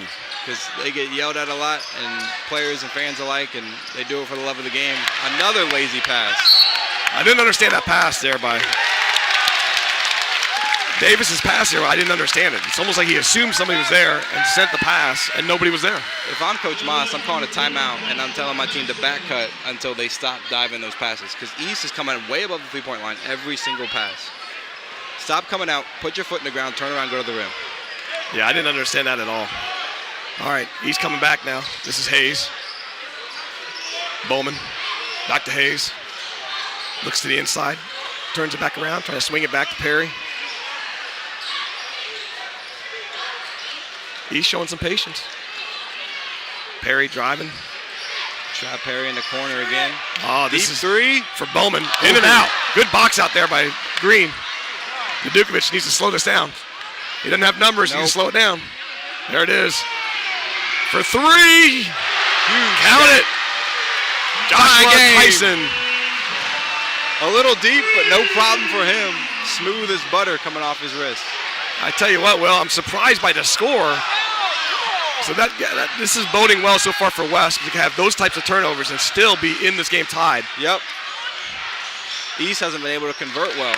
This is Hayes for 3 to answer. Nope. Good box out again by Green. Green's working hard underneath there. Well, him and McFarland have been battling it out, dueling back and forth. Tyson. Count it for 3. He's starting to fire up the team now. Right going into halftime, that's a huge momentum shift. He's going to try and figure out how to answer that 3. Back-to-back threes puts West up by 3. I think their first lead since their first bucket. Inside. Perry. Akindale for 3 to answer. Does he a little strong. Good box out there. Great box out by Curry. Or Tyson, sorry. This is Curry now. A little crossover dribble. Almost lost it. West still attacking. They're not playing for the last shot. There's a foul. No, they're not going to call that. A push foul. Not going to call a continuation. No, we're not in the NBA, are we? Yeah. He took another 2 steps coming back down after the foul. Here it is. It's pretty There's clear. The foul. Yeah, he's step. A couple Euro steps in there. Honestly, he only took 1 more. I thought he took 2. That wasn't all that different than the foul they gave Curry earlier. Mead Moss with the inbounds pass to Green. There's a better job doing that. Mead Moss.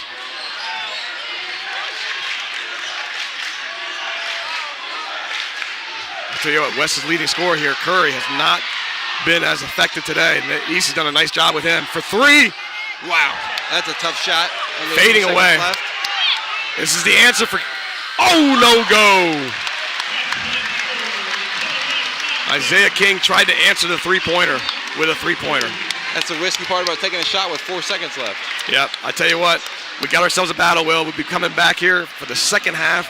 Lakota West up on Lakota East 19-16. Hi, I'm Jackie O'Connell, Executive Director of Metro Parks of Butler County. And this is Metro Parks Matters, where I get to share with you all of the cool things going on in your Metro Parks. First off, for you explorers out there, get up to Onks Nature Preserve and check out our new trails. We've got 2 new trails that go through meadows, woods, and restored prairies. Also with trails, the Tylersville Trail at Voice of America Park should be completed before the first snowfall. So get out there and walk your Voice of America Metro Park. At VOA, we've also got a new entrance coming in. We partnered with Westchester Township and received state capital money to fund the new entrance off of Tylersville Road across from Pepper Pike. A project that I'm really excited to share with you is this year we did 2 public art murals. One was installed at the Lodge at Voice of America Metro Park.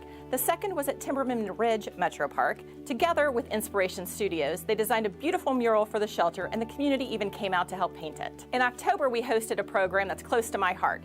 It's the Appointed 101 program, hosted by the Women's Fund of the Greater Cincinnati Foundation. It was a program that invited women from all over Butler County to learn how to be empowered and engaged in their communities on civic boards and commissions. Lastly, your Metro Parks stay open all winter long, so join us for our Winter Hike Series. It starts Saturday, January 4th, and kicks off at VOA Metro Park. We'll tour 5 parks throughout the winter. You'll see some great sights, you'll meet some great people, and you'll learn some things from our naturalists. For more information, check out our website. See you at the parks.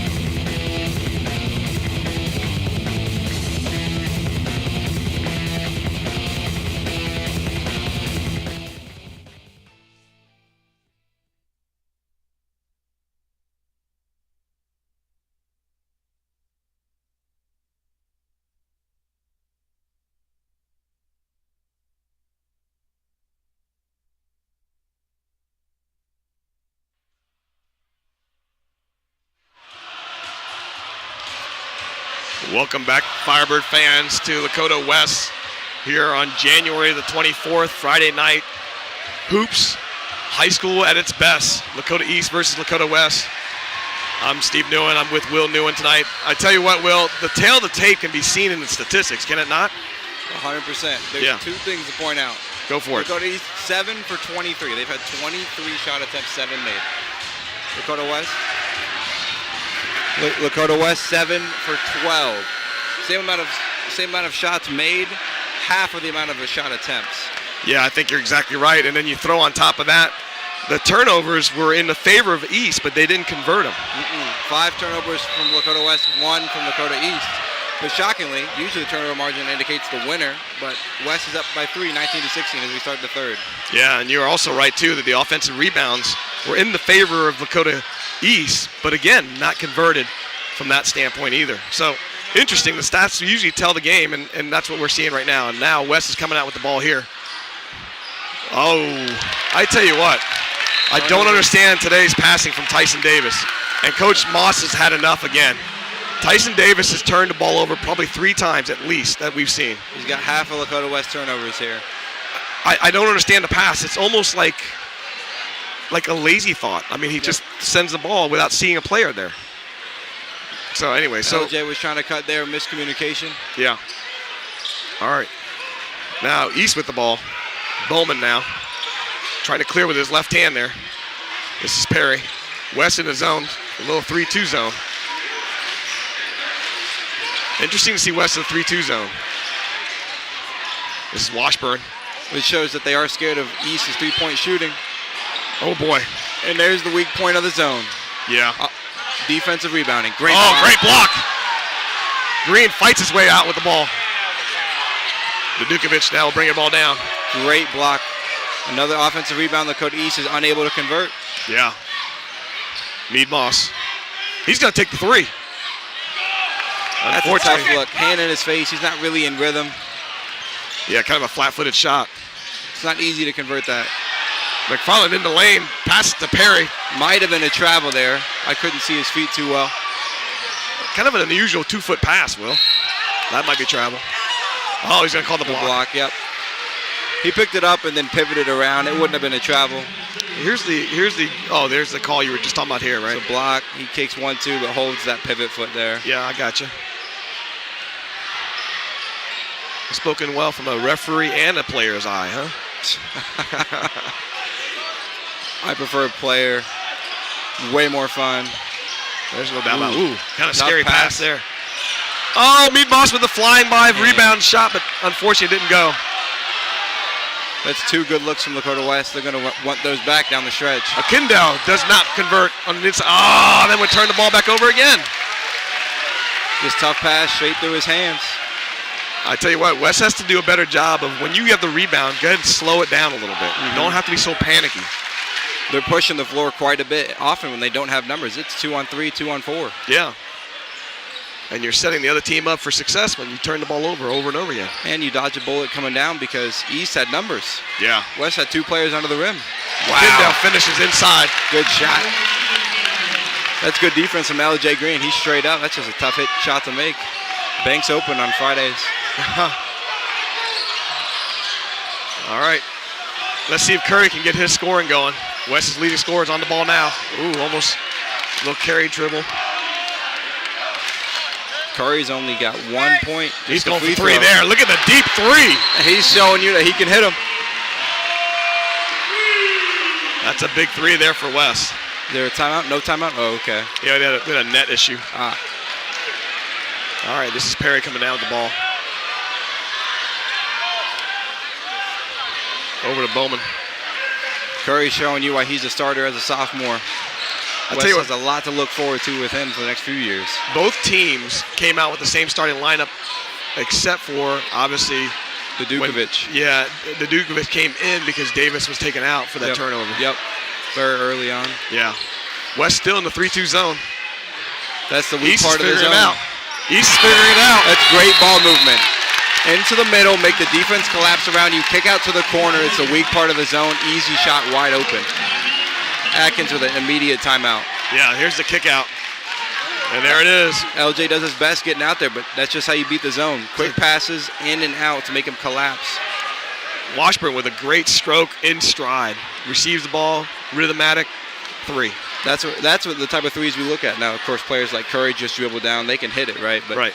Not always. I think Curry would be a better percentage shooter if he had that type of a look versus if he was just dribbling down. Yeah. It's just hard to hit shots off the dribble when you're out of rhythm. Yeah.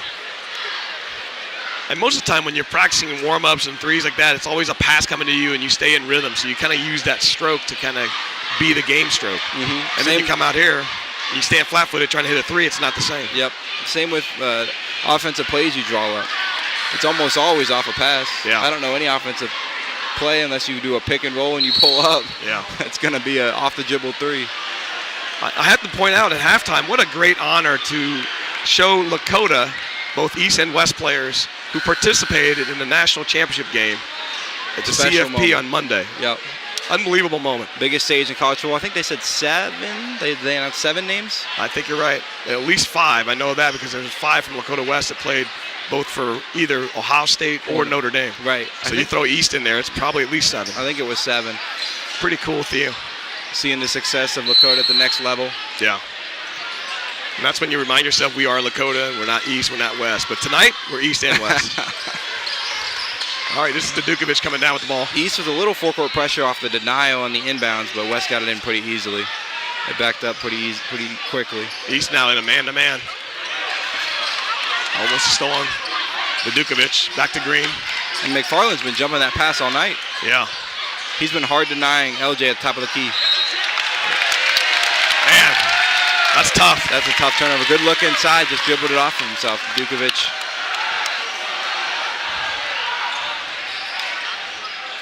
West with a little full court pressure. And they broke that easy. Wide open, like he dribbled straight down the court, drew the pressure from LJ Green, just dished it off. That was almost too easy, Will. If I'm West, I'm pulling out of that right now. That was the easiest layup of the night. Oh, another drive. Until that one. Well, actually, that was a pretty good drive, but he still was open. That's another way of beating the man-to-man, right? Dribbling up right by him. Just show that you're better. Oh boy, Perry for 3, step back.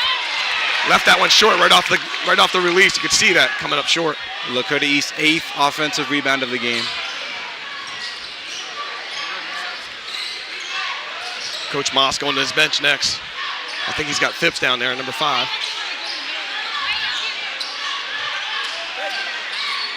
McFarland trying to figure out what he wants to do. Waits for Bowman. Great move. Drive in. Good help from Lakota West. I'll tell you what, conditioning is going to be a part of this game, Will. Especially for Lakota East. Their starters haven't really came out. I think they played 7 guys, maybe 8. Let me take a look at the sheet here. A kick out pass. There's Bowman for a clear look. Off the dribble, one-step dribble. Coach Atkins is fired up after that 3. That's a big, big 3, 26 to 24. He just pump fake, sent the Lakota West defender flying. One dribble pull-up. Yep. This is Curry trying to get into this game. He's going to draw the foul on the shooting. He'll shoot 2. That'll allow West and East to sub here. Here's the replay. Oh, there's a foul across the body with his arm. Pretty easy call. I thought Curry could convert that one. All right, Curry's got to make both of these. Sitting, getting ready to step in would be Phipps for West and Hayes for East. Yep, here comes Hayes. Here comes, actually, it's not Phipps. He's subbing in Curry again. Or Davis, sorry. I keep mixing up Davis and Curry. But that's Davis that just stepped in. Oh, and Phipps. Yeah, I was right. Phipps is right over here, number 5. Ooh, off the back. Great rebound there by Green. Inside look quickly. Oh, he couldn't finish that. Phipps not a good finish on that one. He's pushing it fast. That's a travel. That's a travel. A little stutter step. I think Washburn thought about taking it, changed his mind, but in mid-thought, caused the travel. All right. This is Davis with the ball now. On the East, his second turnover. Yeah. He's got Curry on the left side now, trying to rotate around. Phipps kicking out to the left. Open lane, doesn't decide to use it. Pass inside. Help him. Tough shot.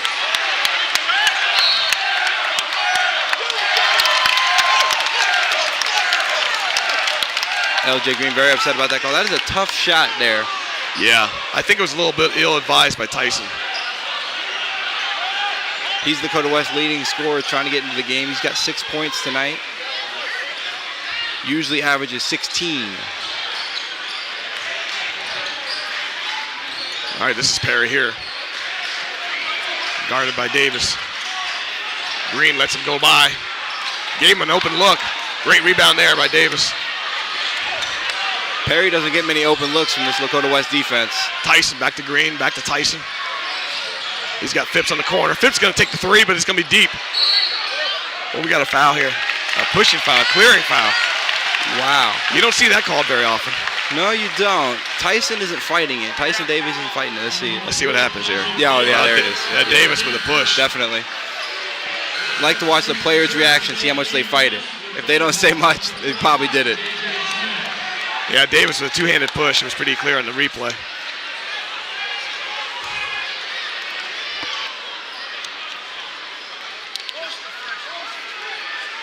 All right, this is Bowman back to Perry. Guarded by Davis. Bowman. Hayes with the drive. Back outside, 35. We haven't seen him all night. J.J. Smith. That's going to be a charge. Yep. That was J.J. Smith with his first dribble drive possession and then gets called for the charge. Let's see that again. To your point, player control, right? Oh, he beats him to the spot easily. He just slides right in. But my only issue is, yes, it's a charge by the letter of the law, but he's not out of control. He's going up for a floater shot. He's trying to avoid the contact. It's not like he's trying to physically go into the player out with the shoulder, with an elbow, or anything like that. I think the charge is a little overcalled nowadays. That's fair. Because there's nothing the offensive player can do to avoid that. He's just trying to make a runner. Davis picked up his dribble in a bad place. Timeout by Coach Moss. Has to burn it. I agree that it's a charge by the letter of the law, but I just think it's a toughie because it's going to be hard to distinguish when a player is in the way versus when he steps into the spot, right? And here he steps into the spot. Right, so he's there clear, but Yeah. if you look at Lakota East offensive player, he really isn't going hard into him. He's kind of taking a runner. He tries to kind of avoid him a little bit. Yeah. There isn't that much contact on that play. It's very minimal. So you would rather see a no call on that? I would rather see a no call, but by the letter, Yeah. they're going to call it a definition. charge. Because he's there early. There's a little contact. You fall down. Yeah, I think the other part too, it looks kind of vicious, so it makes the referee feel like they got to call something. Yeah, well, that's how it is on fast breaks too. They're just the whistle's almost pre-blown on some of those fast breaks when you go up and there's a lot of contact. There's certainly anticipation. Yep. All right, well, fast-moving game tonight, Will. Very low scoring, but fast-moving. 26-25. Both teams average about 46 to 47 points on defense per game, but both teams are scoring 55 to 60. So not putting out what they usually do, putting up the kind of numbers they usually do, and a lot of that is their leading scorers. I mean, Josh Tyson for Lakota West, 6 points tonight. Trey Perry for Lakota East, I think he has 4. I don't think he has any more. He has 4. He's got 4. And he's usually having 21. To your point, Curry's only got, West's leading scorers only got 5. So both leading scorers are down. All right, inside, this is Davis. This is Curry here. Oh, there's a lot of checking foul of the body. He's going to call him on the floor. That's a good call. Yeah. And I think that's a credit to both teams' defense. Yeah. They are playing their best players on defense extremely hard. It's a physical game. They're hedging the screens, trapping them, making them give up the ball. And you throw on top of that, the referees have really let them play this game. I love the refereeing tonight. Yeah. All right, this is back inside to Isaiah Mead-Moss. Good Mead-Moss move. with a turn move and a strong move to the basket, and the basket counts. Huge play by Mead-Moss. That gets the student section into it. Great move. He's all over him. Push him in the back. Good finish. And that foul was very clear in the back of the head there, too. You could have That's called signal. multiple fouls. Yeah, you aren't kidding. You know what I love about Mead Moss is he committed to that move immediately. Yep. Fake There's that no handoff. hesitation. Go. Caught the defender off guard. I mean, West might be up by 2 by the end of this, but I think the largest lead of the night is 3. Yeah. Maybe 4. I think it was it's been 3. a back and forth battle. Look at West doing a nice job here. There's the Oh, trap. there's a steal. There's Davis with a chance. Foul. Takes the foul. Could that be intentional? Could that be intentional? No, no call. Everybody's looking for intentional on the West bench. It certainly was intense enough to be intentional. I think Perry was playing for the ball. I was a little curious at what happened after. He kind of ran up to him to see if, I wonder if he could help him up or what. They dap up after the play. Here's a nice replay to take a look. Great steal there by Davis. He goes up strong. He did get a ball. Yeah. It's a hard foul. It is a hard foul. That was a great shot by Lakota West. As soon as East turned their head, Tyson Jumped Davis it. came sprinting over. Now West is going to clear the floor. Mr. Coughlin does everything around here. He'll even clean the floors for you. He's been the AD here for a long time. A lot of Nice. success, too. You look up at the banners, softball in 2022, state championship, boys cross country 2020. You know, Girls his soccer. activity, it's very hard to argue about Mr. Coughlin's activity and his ability to really be a part of the programs. And his commitment. Oh, it's fantastic. Yep. Bar none.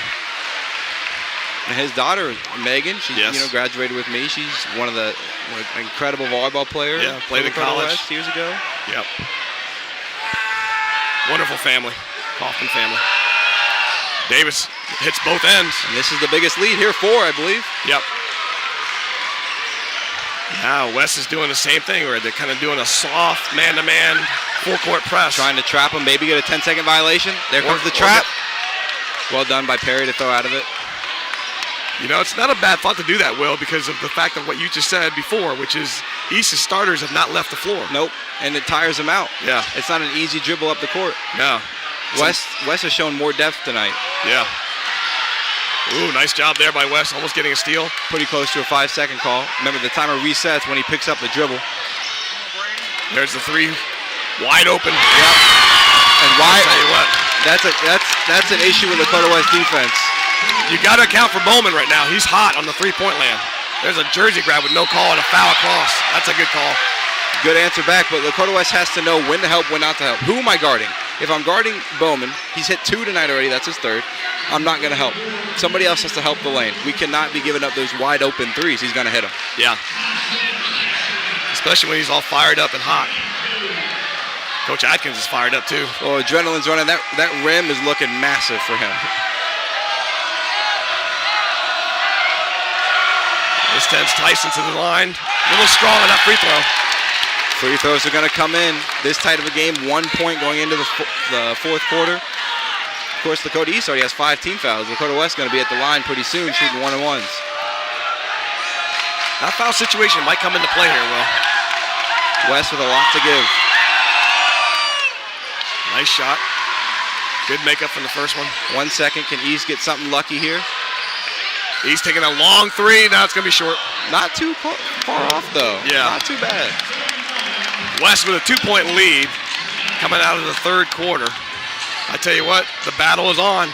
We got 1 more quarter to go to find out who's the best in Lakota. Now the Lakota East ladies are now cheering a little bit for us at this end of the quarter. You know, statistically, I think it's going to be the same story, right? A little bit extra turnovers on West side. Mm-hmm. Rebounding, probably more even this quarter than earlier in the game. Only, I believe, 1 offensive rebound from Lakota East. And Lakota West might have had 1, but yeah. Yeah. And the 1 turnover early on from Lakota West, and then the 1 on LJ Green's pass. Yep. In the backcourt. Yep. And East had the travel, so 2-1 on turnovers. Looking at players, actually, I was trying to figure out how many have really played. I think East has had 7, and West has also showed 7. But I just feel like West is subbing those 7 more. I think you're right. I think from a leg standpoint, you pointed out earlier, the bench is a little deeper and been used more by Coach Moss. Coach Atkins has stayed with his starters, really kind of given them breaks, but brought them back too. So it hasn't been one of those things where they've been extended breaks. All right. It's time to play the game again. Game on. This is the best time. And there's no better sport than basketball, in my opinion. I tell you what, from a high school standpoint, football rivals it just because of the fair. Yeah, but you're right. The electricity can't be felt like it can be felt in this type of a in this atmosphere. gym.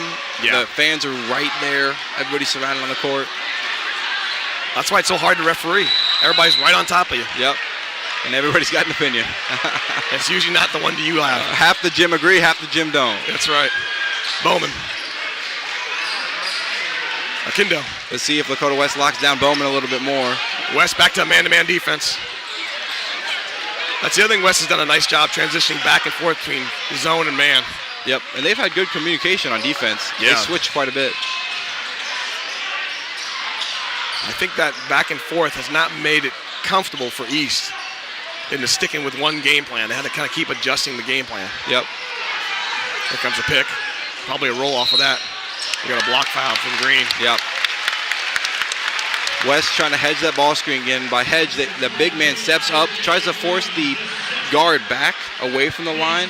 You draw in help side from the weak side to cover the big man setting the screen on Lakota East who's cutting. Yeah. And then you scramble back. West done a good job all night of that, but that's just a good foul draw by Perry. Yeah, this is Perry here. There's the hedge, the trap. Two-man trap. And then scramble back to find your man.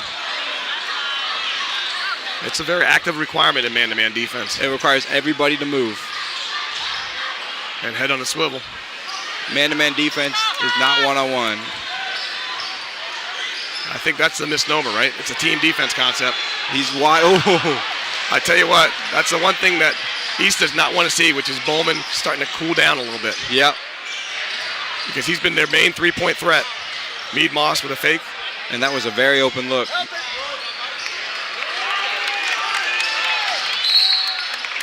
That's a good call by Coach Moss. You know, I felt like Mead Moss was a little bit like alarmed by being trapped. I could feel that uncomfortability. And the offense was stagnant there, but there wasn't a concern for a 5-second call. Some people getting concerned, but as soon as he breaks the plane of the defender and you got to turn your shoulders, that 5-second goes away. Yeah. Which he broke that plane, or he could pick up a dribble and reset the 5. But good timeout when your offense is stagnant, you're overloaded. It looked like Lakota West was pretty flat-footed there. Yeah, I think you're right. I think it was the right time for that timeout. And that's not a bad time to get a little bit of a breather the way things were going. I mean, we've got, 6 minutes and 37 seconds left in this game. West clinging to a 31-29 lead. Yep. And this game can still go either way. East led most of the first half until those back-to-back three-pointers from Lakota West late in the second quarter. West has led since. Yeah, it's all about momentum at this point. Who can carry it through this quarter? And interestingly, we usually basketball's a game of runs, right? 8 points to 2 here or there. It hasn't been that way tonight. It's bucket for bucket, back and forth. And that should have been a foul there. Can't believe there was no call there. Great Easy finish by Curry. Great finish from Curry. He is a talented player. And good look from LJ Green.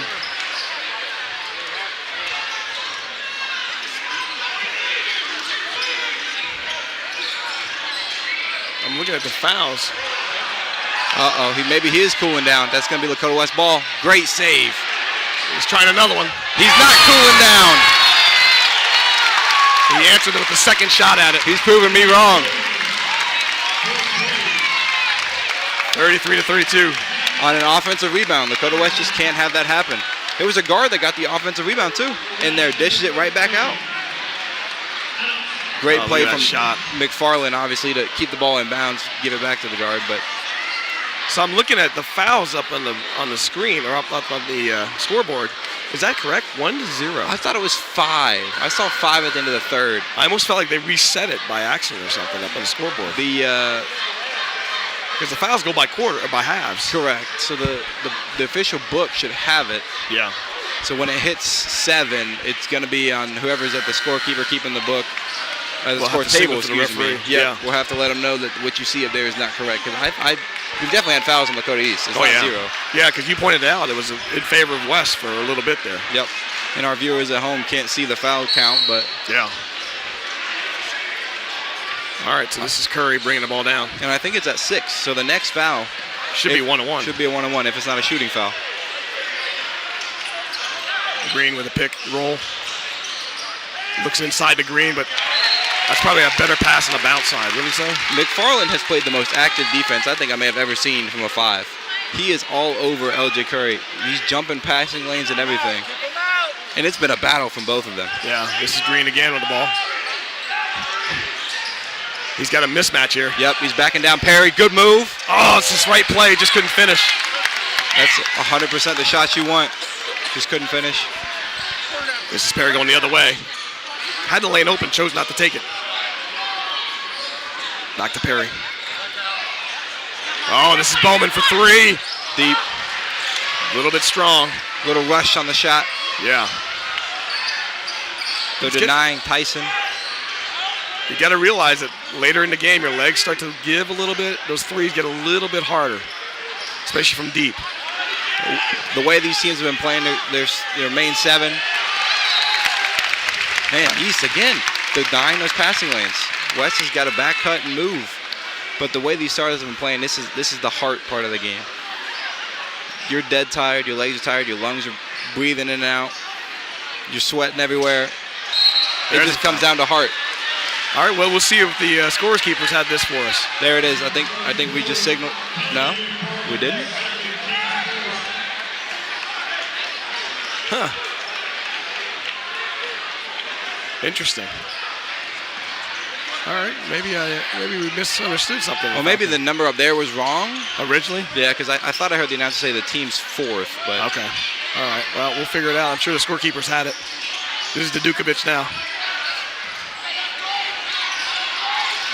Dukovic looks for the drive. Good move. Oh, and a nice finish. Great finish. That's a strong finish. That's a tough shot. Oh, there's a clear foul or a blocking foul. Oh, my goodness. That could have gone either way. And that's the type of foul I don't like. I mean, they both kind of ran into each other, contact on both sides. We've been letting it go all night. There's a push. There's a push there. I mean, yeah. Either you can do a no call, I think. I think it's a no call, especially the way the game has been called tonight. It's been very, very physical, letting the players play. All right. Bowman gives it up to Akindo. There's a charge. He had the left arm clear. That time he called the clearing. There was a little bit of right arm, straight arm move. The refs have been on that call. Lakota West, I can't remember who it was, tried to do it earlier and they got called. Yeah, here it is. Watch the right arm. They got just a little shove. Mead Moss did a nice job of leaning his body back in the lane as if he got pushed. He dipped that shoulder a little bit, Lakota East, but I again would enough say to get the call. Yeah, but I probably wouldn't have called that. It's a no call. Yeah, it's a physical game. How do you drive to the basket without putting your shoulder down a little bit, you know? What we got here? Full timeout, I believe Lakota West. Yep. But like I was saying, how do you drive to the basket without putting your shoulder down a little bit? It's tough. Yeah, because you're right. I mean, you're angling your body, so automatically there's a lean. It's how much you shove off or push off that I think needs to be in question. So both teams have, well, West just used one of their timeouts. They have 2 timeouts left. East has 3. Let's see it again. Here's the foul from a different angle. That was going to be a tough angle to see it. Yeah. But we appreciate the look nonetheless. Here's the other angle again. Watch that right arm. Yeah, a little bit of a shoulder. He kind of steps into him a bit. I think he's trying to cut him off, but because Mead Moss is so quick, he's able to get to the position a little bit better, and it turns into a charge. And Mead Moss did a really nice job again of leaning as if he got pushed hard, which is a little bit of acting, but hey, that's the way it goes. Yeah. You know, if you look at the schedule, Will, I mean, you look at the teams that won and lost. West has lost 2 games in GMC, and they were both to Fairfield. Yeah, both games. And you know what was amazing was I was here for the Mason game, and look at that score, that Mason game. I don't remember the last time that a team has beaten Mason. Mason's been a great basketball team for years, that badly. Yeah. I mean, 66-29. Unbelievable, that score. I was here for that game, and I was like shocked just watching it. Interesting. And Mason, they are 2-8 in the GMC this year, so definitely a down year for them. For sure. All right, so now West back with the inbounds. Here's Curry. Green fighting. Oh, the little lob pass in. He's going to call the foul on the ground. Yep, he called it early. All right, so what are we in now? Let's see what this team foul counts are. Let's see what the announcer says. They're showing 4 team fouls here on the scoreboard. Okay. So So maybe we miscounted or something. I don't know. I'm not sure what happened. Mead Moss. We had to roll for a second there. Lane's open. Good move. Mead Moss, a nice strong move to the basket. He is, but he's going up looking for the foul the way he releases that. If he jump stops hard, pump fakes, and then goes up strong with the finish, then you get possibly an N1. Yeah. He just kind of throws it up after he knows he got fouled. Yeah. You're right. The N1 would be a stronger finish for us. And it'll get the crowd going, too. But you take the foul, you hit the free throws all the same. All right, approaching the 4-minute mark left in this game. West pushes it to the biggest lead of the night once again by 4, 36-32. Mead Moss makes both of them. Big free throws. In these type of games, free throws are everything. This is Bowman. One-on-one with the Dukovic.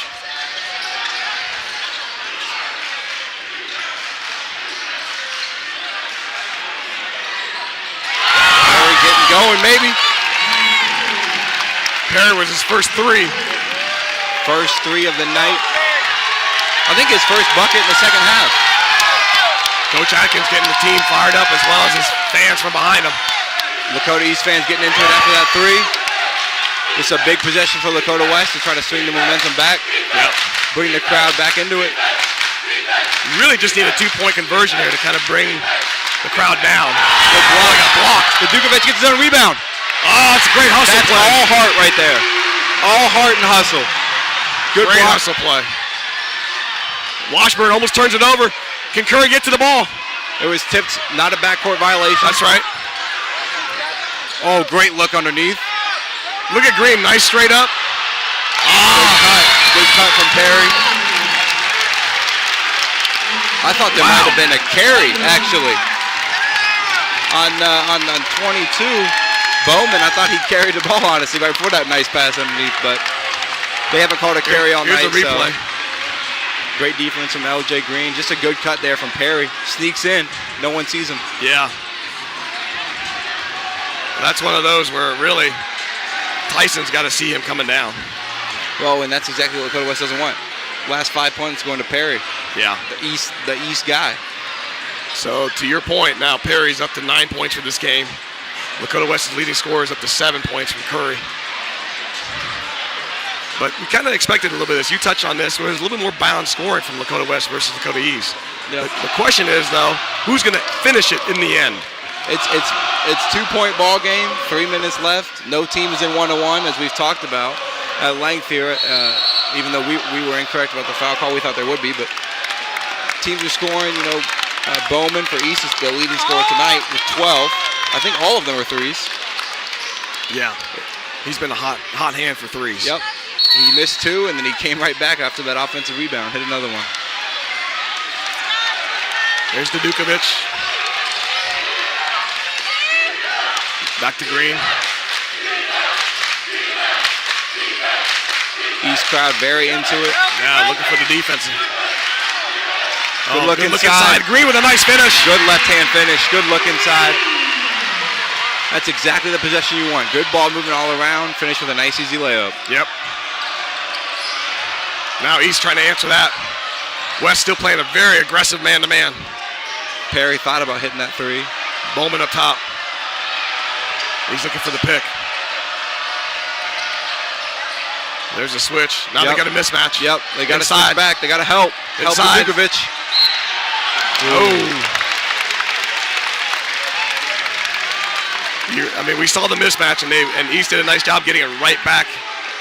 Yep. To McFarland to let him take on the Dukovic. Yep. That's a shot that East wants. Yeah, here it is right here. There's not much, one-on-one. Not much Dukovic can do. Honestly, I don't know the foul there.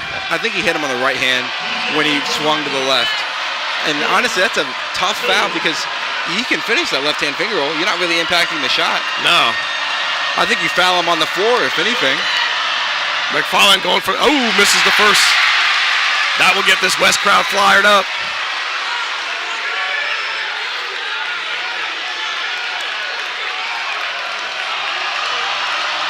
Free throws are everything.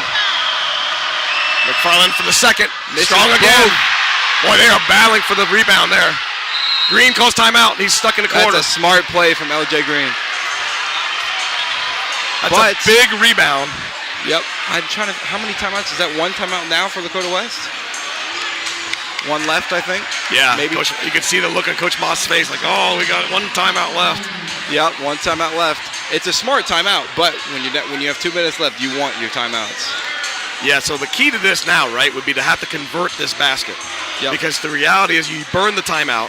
You got a very important rebound on 2 missed free throws. Yep. Conversion is huge here. Well, in the game right now, unless a 4-point play happens and 1-3, is a 2-possession game. So if you score here, you push it to a deep 2 or a deep 2 3-point, or a 3-possession game with 3 2-points. Pardon me. Yeah. And you get to the question of, does Lakota East start fouling if they miss the next one? We'll get to that point if you keep this 2 to 3 possession lead. If you keep a 1-possession lead, Lakota East probably won't foul. But if you get ahead here, put them down 6, maybe 7, if you get an open 3, I think Lakota East has to start thinking about fouling. Yeah. And that puts the control in Lakota West's hands. Mead Moss. Now they got a trap going. Curry. They got Up numbers. ahead to Green. Green with the finish. Ooh. Big finish. I don't agree with that call from Coach Atkins at all. Yeah, a little too much pressure early. Gave the easy basket. Yep. You trap. Lakota West does a great job passing out of it. Gets a wide open layup. Bowman steps back for 3. He's going to be a little bit short. Rebound. That's a big miss. The Dukovic now goes the other way. He needs to slow it down. He doesn't have numbers. Slow it down. You don't have numbers. Now you're in trouble. Ooh, Green with the kick out. Wow! LJ Green. The big man who can shoot it from outside. Yes, he can. Wow, that 3 was huge. Bring this lead to 9. Bowman stuck in the corner. Oh. We got to call a foul or an out of bounds. I think a foul. Mead Moss knew it was a foul. He tried for the back tip. Puts the ball underneath. They're not at the bonus just yet. Wow, LJ Green. Massive. That's a tough finish, too, on the run for the layup. And then to turn around and hit the 3. I mean, the last 5 points have been his, right? Yep. LJ's the leading scorer for West now at 11. Oh, the steal! By Green again. Nope, it's going to be out on him. Once again, that pressure of getting the ball inbounds is really showing up. Both East and West have been denying very well. Playing very aggressively on inbounds passes. Bowman going to inbounds this. Green talking to his teammates. Long pass back. Oh, and the steal there. And the dunk! The big dunk! That's the exclamation point on the game right there. Joshua Tyson with a huge dunk. There's a travel. That's a travel going the other way. Yep. Perry was out of control. Wow. Here's the dunk. That's a terrible pass. Didn't secure it well. Look at this. It is actually a foul. Perry Tyson tapped him on the hip trying to get a foul. This game is getting out of hand fast. All of a sudden, it's an 11-point lead. An explosion of Lakota West. Just all momentum. Great shots, great looks. A dunk, a layup, and an open 3. Now, you think LJ Green might not be the best 3-point shooter, but he's shooting at 50% on the year from behind the arc. You know, that's a pretty cool thing to see LJ kind of take the team on his shoulders. Yeah. Get the big 2-point play after he gets the rebound down here. Then he turns around and makes a 3-point basket in a huge timing.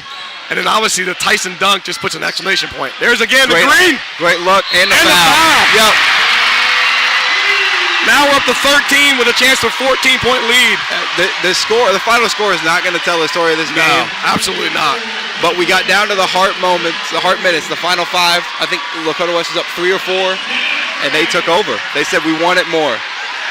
And I tell you what, Will, I think I got to be honest, the Thunderhawks look a little bit tired right now. They do, and that's why I don't agree with the press. When you're up, we're down 4 with 2 minutes left. You played sound, great defense all night. Lakota West had 39 points coming into this run here. Yeah. And you trap, and they get an easy 2. And now you've got a tired legs East trying to score points quickly. A big 3 by Perry. Wow. Step back 3, that's a tough shot, immediate foul. I don't think it's going to make much of a difference.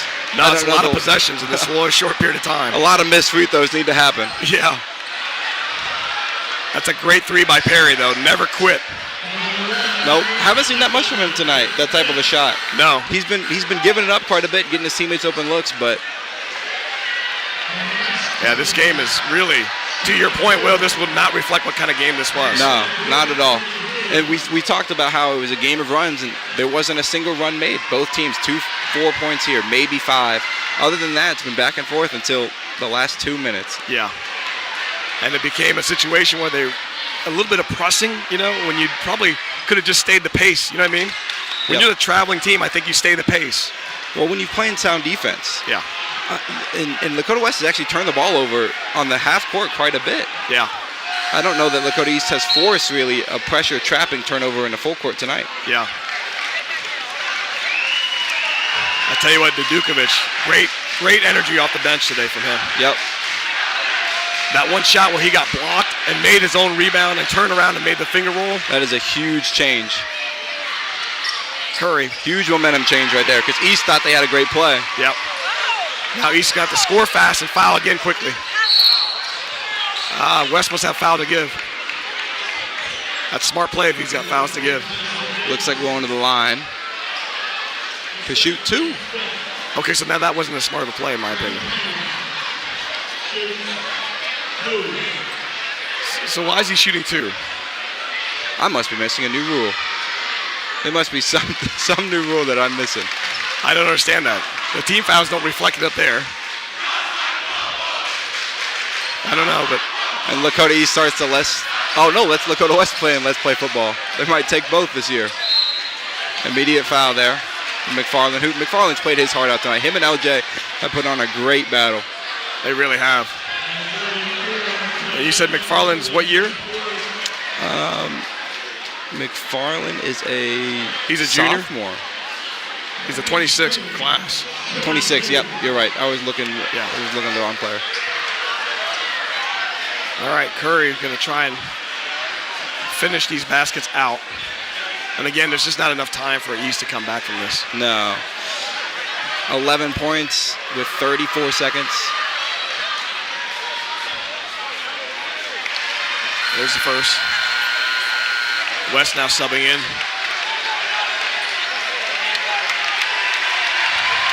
West taking their starters off. Yep. A little curtain call for them, guys. East doing the same.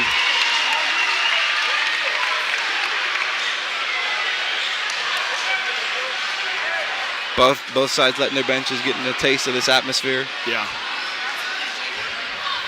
We'll see if Atkins stops fouling. Lets the game clock expire. I'm going to guess Coach Atkins is going to let the clock go. That should be a sub for Curry, yep. Yeah. Don't want to risk or injury, reckless injury or anything on any sort of play. Yeah, not from your star scorer in Curry. All right, now East, just as we thought, going to kind of wait this clock out a little bit.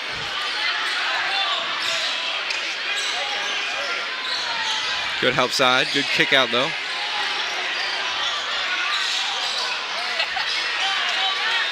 I tell you what, Will, watching this, as we talked about the coaching staff, we know Coach Atkins has done great for many years. It's so nice to see Lakota West have a quality coach in Coach Moss. Mead Moss is his son. But in Coach Moss, that he adjusts with the game. You know, he has a good game plan going in. He adjusts with the game. Yep. Because this game plan had to be getting Curry hot, and that never happened. Yep. Oh, and just he's a positive coach. Yeah. Players coach. I always love players coaches. And both coaches from Lakota East and Lakota West are players coaches. Yep. Players love to play for him. Yes. Wow. The game we thought we would have, we did have. It just didn't look that way in the score in the finals. No. But I would tell you, my hats go off to the Lakota East who coming in here and gave it all they had. Lakota West over Lakota East, 54-41. I'm Steve Newen, along with Will Newen. Thank you to the Westchester Television staff and Justin and Adam. Have a good evening.